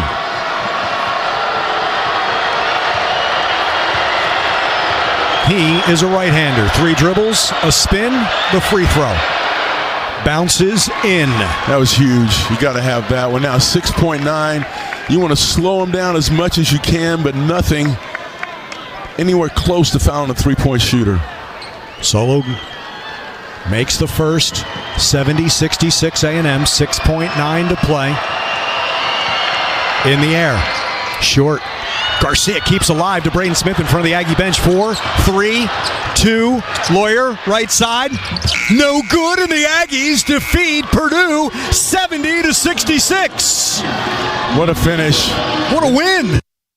It's one of those kind of things as you grow through this season and you're playing opponents that we played in an environment kind of like this and overcome their great play and people making plays when you have to have them defensively as well as offensively, took them out of what they were trying to do late, did the same thing in Texas Tech, something you can file away. They beat number 11 in their home state. I know it's not Mackey Arena, but here in Indianapolis, 70-66, number 11 goes down. You'd have a hard time convincing me this wasn't a home court right now. Anything but neutral. That's it. But that is now 9-2 Texas A&M through the first 11 games. And since that loss to Oregon, they've not dropped another game.